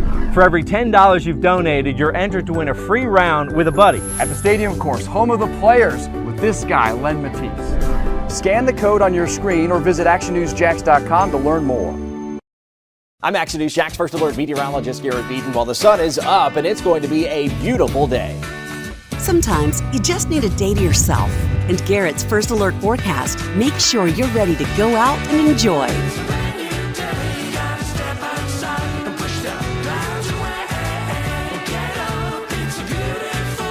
Garrett and the Action News Jax This Morning team, helping you start your morning right. Discover how good your water can be with a new Connecticut softener and drinking water system. Connecticut's twin tank non-electric softeners are the most efficient softeners available, and their drinking water systems remove up to 99% of contaminants. We know that at our home. You can find out as well. Right now, you can save $1,000 or more when you bundle the Connecticut Premier Softener with a Connecticut K5 drinking water system. The experts at CGC Water Treatment and Plumbing will test your water for free and determine your water score. Don't know your water score? Well, CGC will find out and recommend the appropriate Connecticut water treatment solutions to improve it. The higher your water score, the better your water. Call 904-552-1242 or visit cgcwater.com. That's 904-552-1242, cgcwater.com. Financing options are available with approved credit. CGC Water Treatment and Plumbing are proud partners of the Jacksonville Jaguars, and I'm a proud customer of CGC Water Treatment and Plumbing, an authorized independent Connecticut dealer. Florida license number CFC 1432579. Welcome back to the Brent and Austin Show, streaming on the Action Sports Jax 24/7 network. Hey, welcome back to Action Sports Jax 24/7's network, actionnewsjax.com, the Action News Jax app. Brent Martineau, Austen Lane, the Brent and Austin Show, Jason Hamby as well. We've got some Major League Baseball awards to hand out in just a bit, but right now we're going skating. Now, Austin thinks he can skate. Well, he can skate. Well, he can skate, actually. Yeah. We've done this with the Iceman a little bit before. He Yes. actually has skated. He can skate. Yeah. From Wisconsin. Now, I'm from Rhode Island. I should be able to skate, but I can't. I don't wear that badge proudly.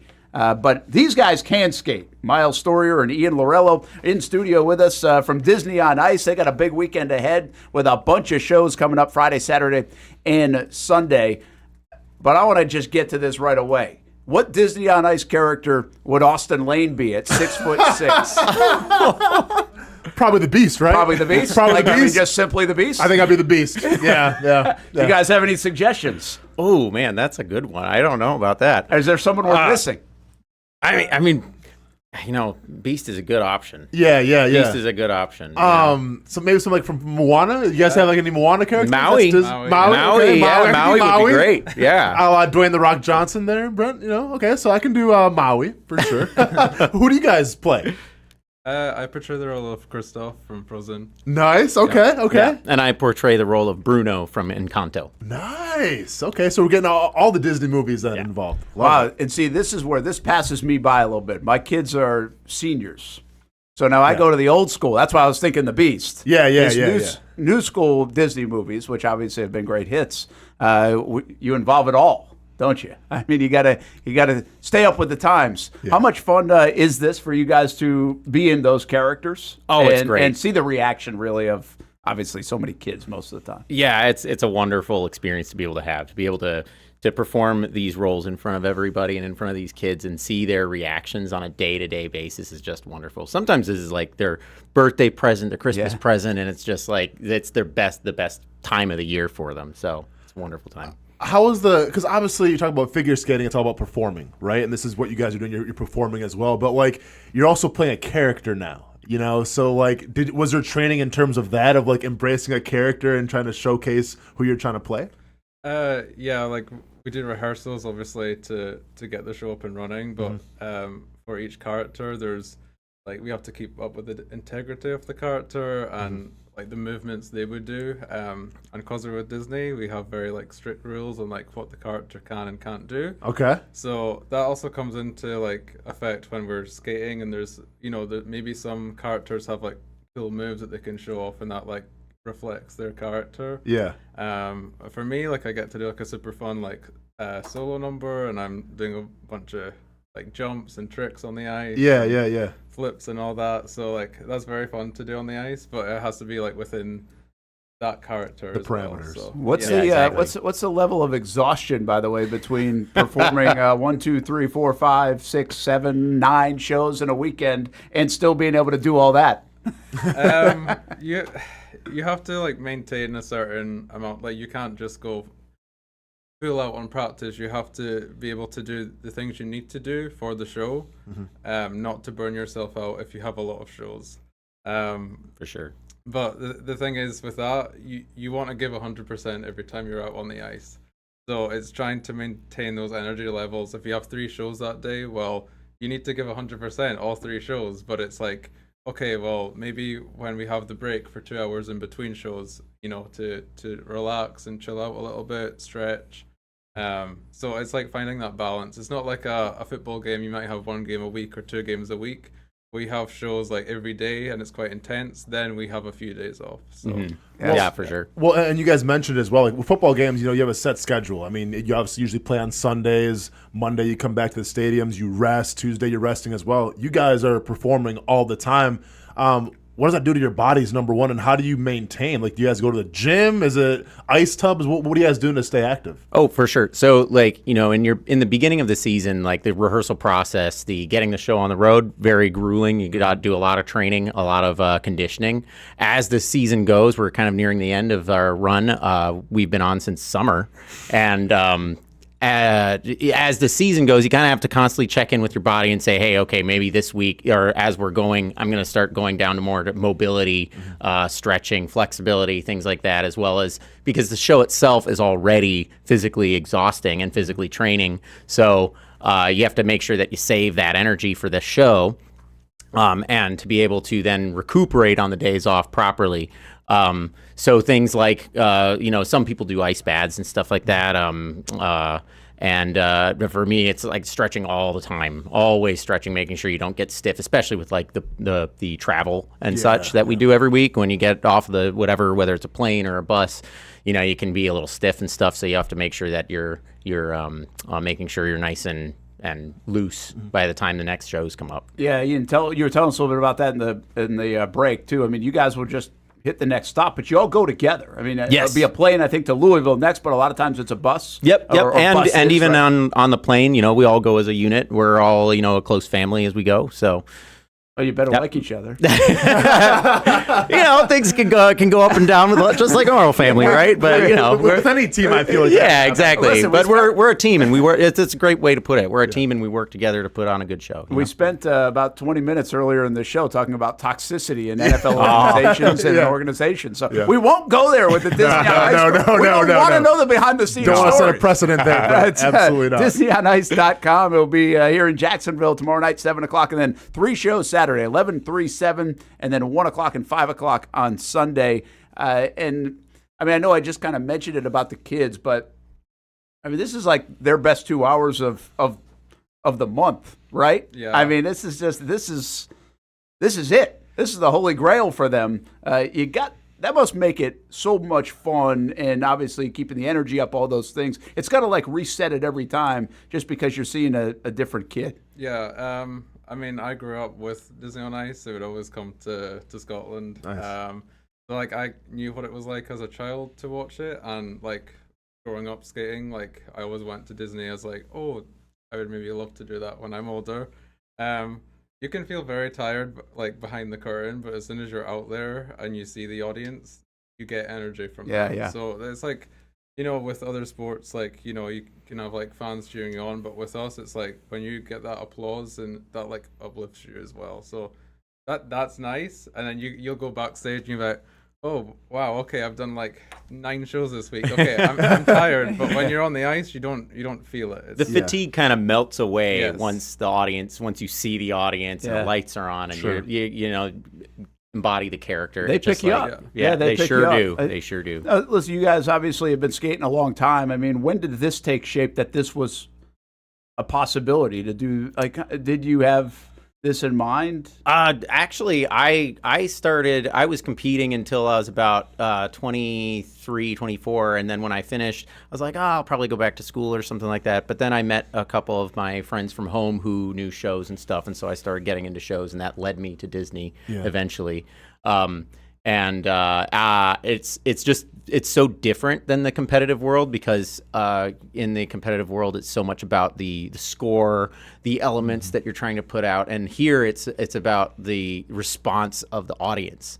So, if you hear those cheers, if you do something or, do your role and you hear the audience's response, that's that reward that you get. And it's just a very different mentality going into it. So, it's really cool. I really enjoy it. So, well, and Miles and Ian, what does it mean to you guys? Because I think of a lot of Olympic sports, like wrestling, for instance. You can become Olympic gold medalist wrestler, but you probably have to have another job eventually on later in life. I think gymnastics can be the same thing. With figure skating, it's kind of that same realm where it's all right, you can try to win the Olympics, try to win worlds, but then what's the next step? You guys have actually found something where you can still do what you love and make a pretty good, living off it. So what does that mean to you guys? Yeah, it's great that we can go from competitive sport to then making a career out of something you love, because then it doesn't feel like a job. Yeah. It means a lot, of course, to me. I've been to over 40 different countries with Disney, traveling the whole world. So I would never be able to do that or afford to do that on my own. But with Disney, we get to work and I get to explore all these different countries or different states on our days off. And then, on a Wednesday or Thursday, we'll open the show every week. But I think that's something fun that not many people can say that they do as a job. It's I get to travel and work at something that I love to do. So, yeah. Miles Storier, Ian Lorella with us here on the Brent and Austin Show, Action Sports Jax 24/7 Network.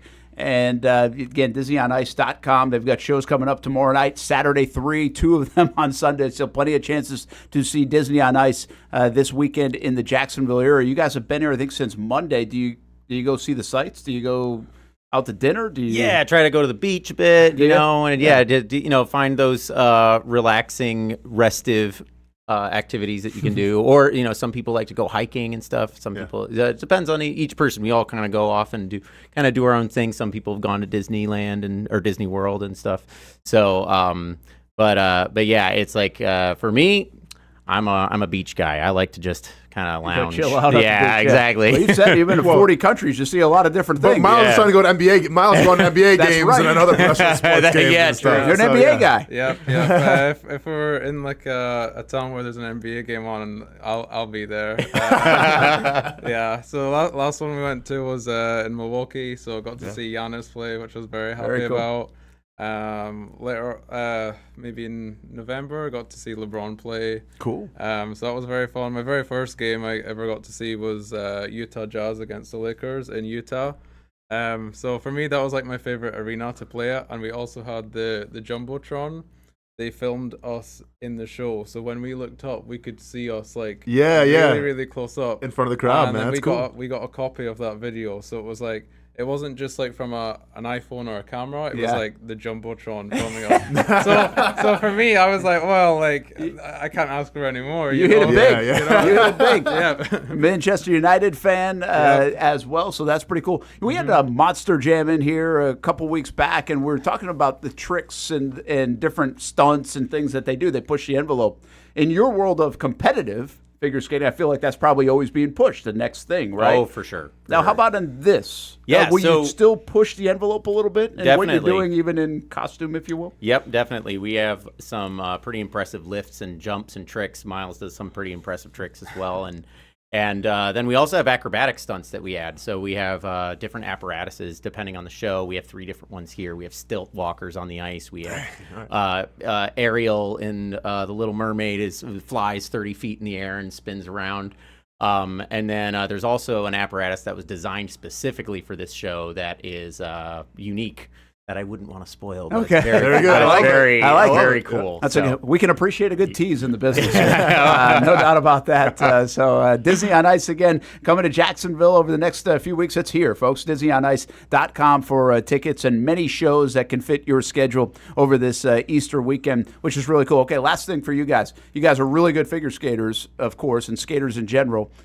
When you put on the costume, did you become like a worse skater right away? Like how long did it take to get used to that? The costumes, some of them can be very heavy. That's what I'm thinking. That's what I'm thinking. You also have like, they're called gaiters, but it's like, to look like our shoes, they go over our skates. Then we have like maybe like trousers that aren't as like tight fitted as like, what you normally wear. So like you have to adjust, and you might have like a jacket that as soon as you jump up, it goes up. So you have to like almost figure out a different technique on how you're going to be able to land these jumps every day under pressure, under a spotlight, with the costume on. So that's why we have like such a like extensive rehearsal period as well. We had it in Florida for like a month, and then we went to Puerto Rico, did shows there, and then hit the States and been touring in the States since September. But like we have that rehearsal period so that people can adjust to like doing these different tricks. We have like me and Ian, we also like do different roles in the show where we will be lifting girls above our heads, and that also takes time because you can maybe lift a girl like off the ice, that's fine, but then doing it on the ice with skates, with blades, then put them in costume with a dress, it's completely different. So we have to like adjust, and that also takes a lot of training. That's why we need to be in the gym also. Yeah. Sometimes that skirt flies in your face while you're there. You just gotta know the ice, and you're like, okay, I know I can go this way, but you only get that right. But you only get that through lots of rehearsal, like knowing how much your patterns are moving and how much your ice time, how much ice coverage you have. And real quick, knowing the ice too, you mentioned here. Like every venue that you guys go to, is the ice a little different? Because I remember playing hockey as a kid and like playing in different like cities, and like the ice always felt a little different in each city. Is it kind of the same thing for you guys? The ice feels a little different, and that's why we get to practice before we do the shows. But the ice size can vary. So like especially, I mean, here it's pretty good. We go to these big arenas, and it's like a fairly big size of ice. But when we go to different countries, it could be a small venue, and we could be skating on less than half the ice we're used to. So then the show feels like almost a completely different show because you have to change how you go into every single element. Interesting. Yeah. So you have to adjust all your patterns. Like Puerto Rico was a very small rink. That we had so we had to adjust all of our patterns so that they fit properly so that we could still perform all the cool tricks that we had to offer. So have you, much like competition, have you done the perfect show? The perfect show is, to me, the one that the audience loves the most. Yeah. One of the things that I've loved about performance versus competition is that it no longer becomes about just me and my skating. It's about the audience that I'm performing to. So it's like very humbling. I've humbled myself to be able to do that, and it's honestly very rewarding because of that. But you guys, obviously, as competitors, you like that competition. But does that give you that? There's still a pressure to this, obviously. For sure. We're not a judge, but maybe a harsher judge sometimes. Yeah. Well, more a harsher judge for yourself because you want to make sure that you're putting the best thing out there for this audience because they've put a lot of time and effort into coming to see you. The kids have been expecting this for a long time, and so it's like you really want to do your absolute best for them. So yeah, for sure, like you have a lot of self pressure in that too. So Brent, you taking notes on the perfect show, cater to the audience. Maybe not talk about golf so much all the time on our show then, right? Maybe some wrestling or something once in a while. Okay, well, you can come to Scotland and play some rounds in the golf course. I will be there sometime. That hasn't happened yet, but I will be there sometime. That will be the perfect show because I'll miss the show that week. I'm 30 minutes away from St. Andrews, so you can come anytime.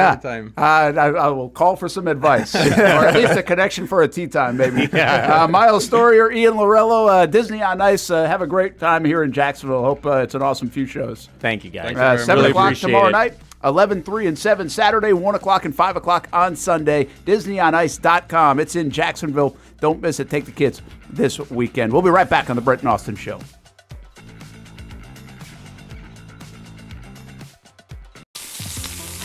In Northeast Florida, we love hanging out on the back patio, maybe grilling out lunch or dinner with the family, enjoying the good weather, or maybe enjoying the big game on the TV.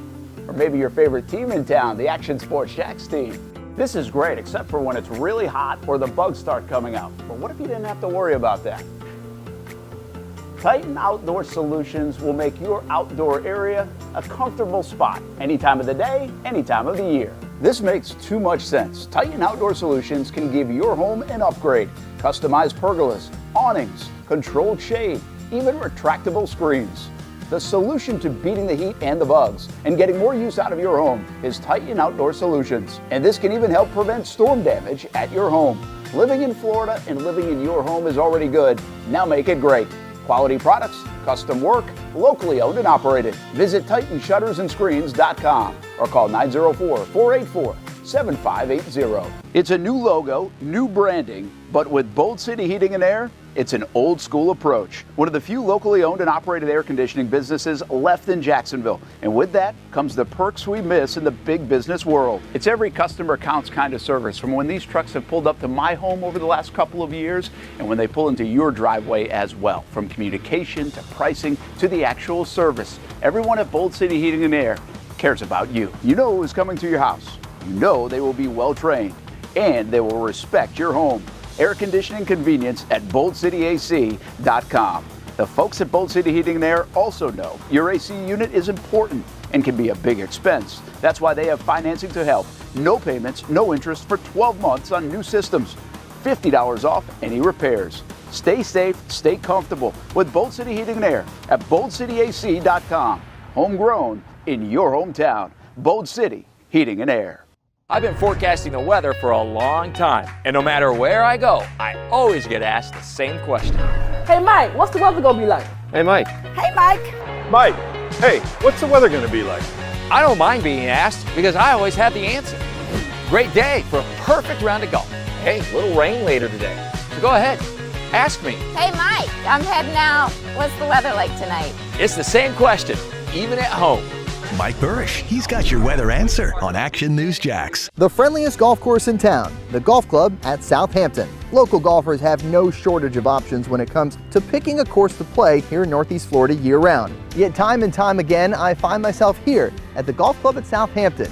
Easy to get to off 210 in St. Johns County. It's family-owned and operated and renowned for being one of the area's most player-friendly. That's just one of the reasons we hold the Action Sports Jacks Dream 18 charity golf tournament here each fall. The Mark McCumber design layout is great for all skill levels of golfers, from the guys who bomb it a mile on the range to golfers like me who are just happy to put it in the fairway, which Southampton has very accommodating fairways. And if you need new clubs, come down to the pro shop. They'll fit you up and get you a nice new set, like they did for me. For more information on membership or to book a tee time and see for yourself, head over to golfsouthampton.com or call the clubhouse at 904-287-7529. The Golf Club at Southampton. It's the official home of the Action Sports Jacks Dream 18. Make it your home for golf too.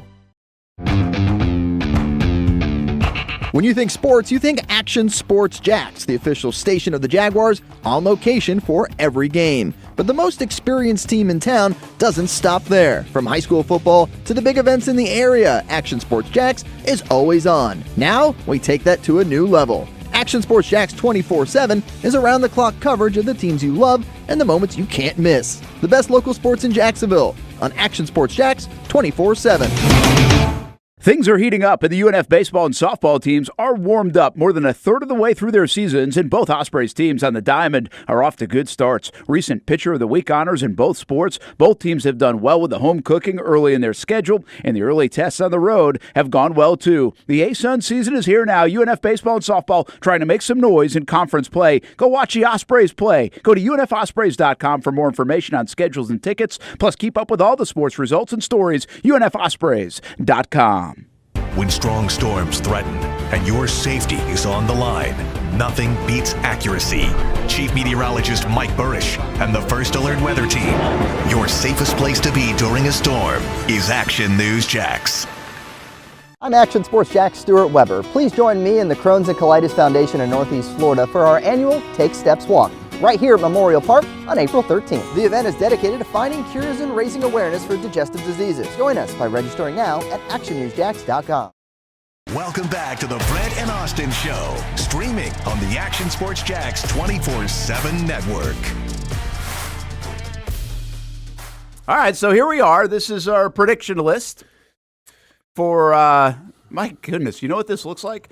This looks like a 1996 Apple II computer. You know what this looks? This looks like a no. This is great. This is like a newspaper. This is very baseball-y. I love what Hamby did here. Yeah, this is good. I love what Hamby did here. Got on my notepad. Now let's get the Reds out of there. But besides that, everything's looking great. That's really wild, though. That's kind of funny. It does have a very old school look. Yeah. Now, Hamby, was this by design, or could you not figure out how to get anything more updated? This was the most accessible thing. Okay. That wasn't what I've used in the past, which was just Twitter and. All right. Kids Corner doesn't have time for Times New Roman, huh, Brent? Times New Roman. You know what I'm saying? Times New Roman's a common one. Be honest, did you ever, when you had that college paper due and it was supposed to be 12 font, did you ever bump that bad boy up to 13? Oh, yeah. Bump that bad boy up to 13 and maybe, like instead of double space, double and a half space, you know what I'm saying? 2.5? You know what I've been doing a lot of? Because the kids have been like applying for scholarships and stuff like that. And so they've had to write a lot of essays. Okay. You can just cover them? Well, no, I'm like the editor. Like, I'm the English teacher. Steph's the math teacher. I'm the English teacher. But a lot of them have to go down to like 500 words or something.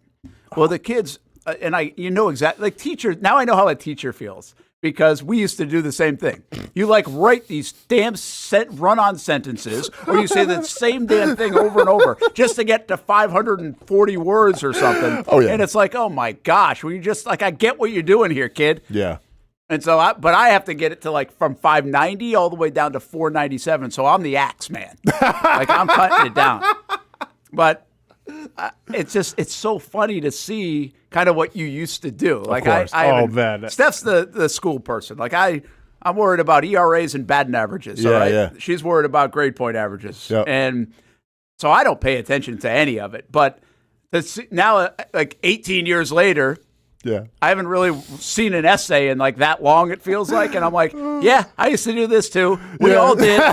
And somehow the teacher still gave you like a B, even though they knew exactly what you were doing. One of my biggest go-tos, we'll get back to baseball picks, but one of my biggest go-tos was when I had a book report and I had to get in front of the class to give that book report. Obviously didn't read the book, right? Read like the first couple pages. And we didn't have like the internet back then to cheat off it. I'd always say the same thing. I don't want to spoil the ending of it because it's really crazy and really good, but definitely check out this book. So I would give like a summary of like the first 2-3 pages, and then I'd be like, and as far as the ending's concerned, I don't want to spoil it, but you definitely got to check it out. And then tell me how it went. And every single time, spoilers. Spoilers, man. Don't give away the spoilers. But this is in a lot of ways, this is what I always say about schoolwork. How it looks and everything else, they want you to just do it. So kids, just do it.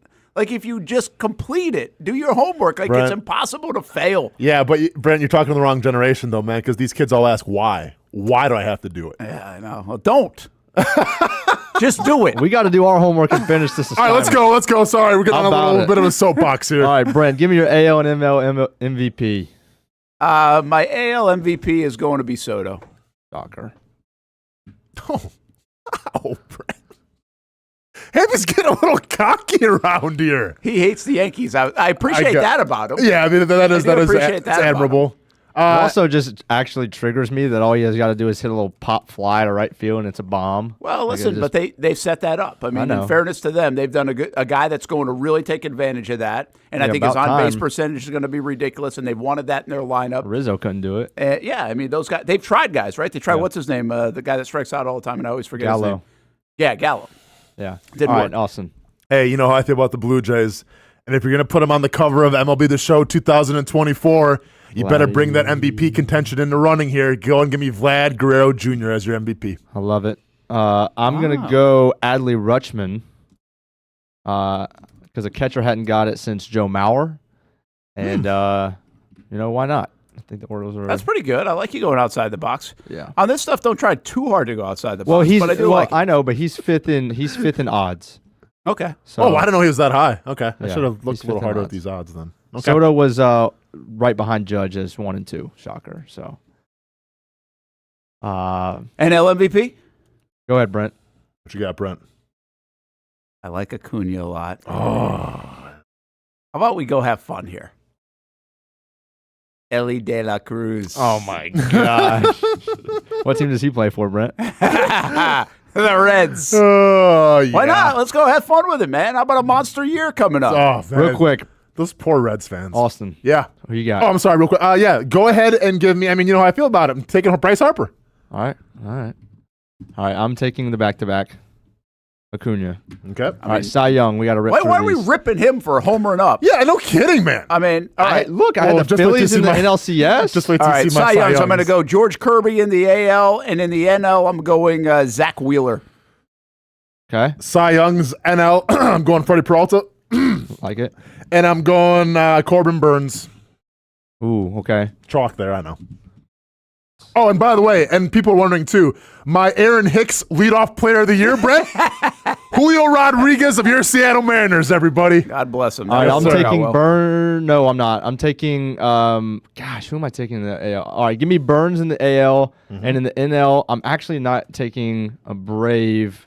I'm going to take Logan Webb. Yeah, that's a good one. Logan Pretty Webb. good one. Are we already over? No, we got 20 seconds. All right, we got 20 seconds. That's it, right? We're done? Good. We did it. Those are your Major League Baseball predictions. All Enjoy opening day for those that are playing. And have a good rest of your Thursday. 1 o'clock cup date coming up. And we've got a lineup all the way until 3 and then replay Brent and Austin show after that. Have a good day, everybody.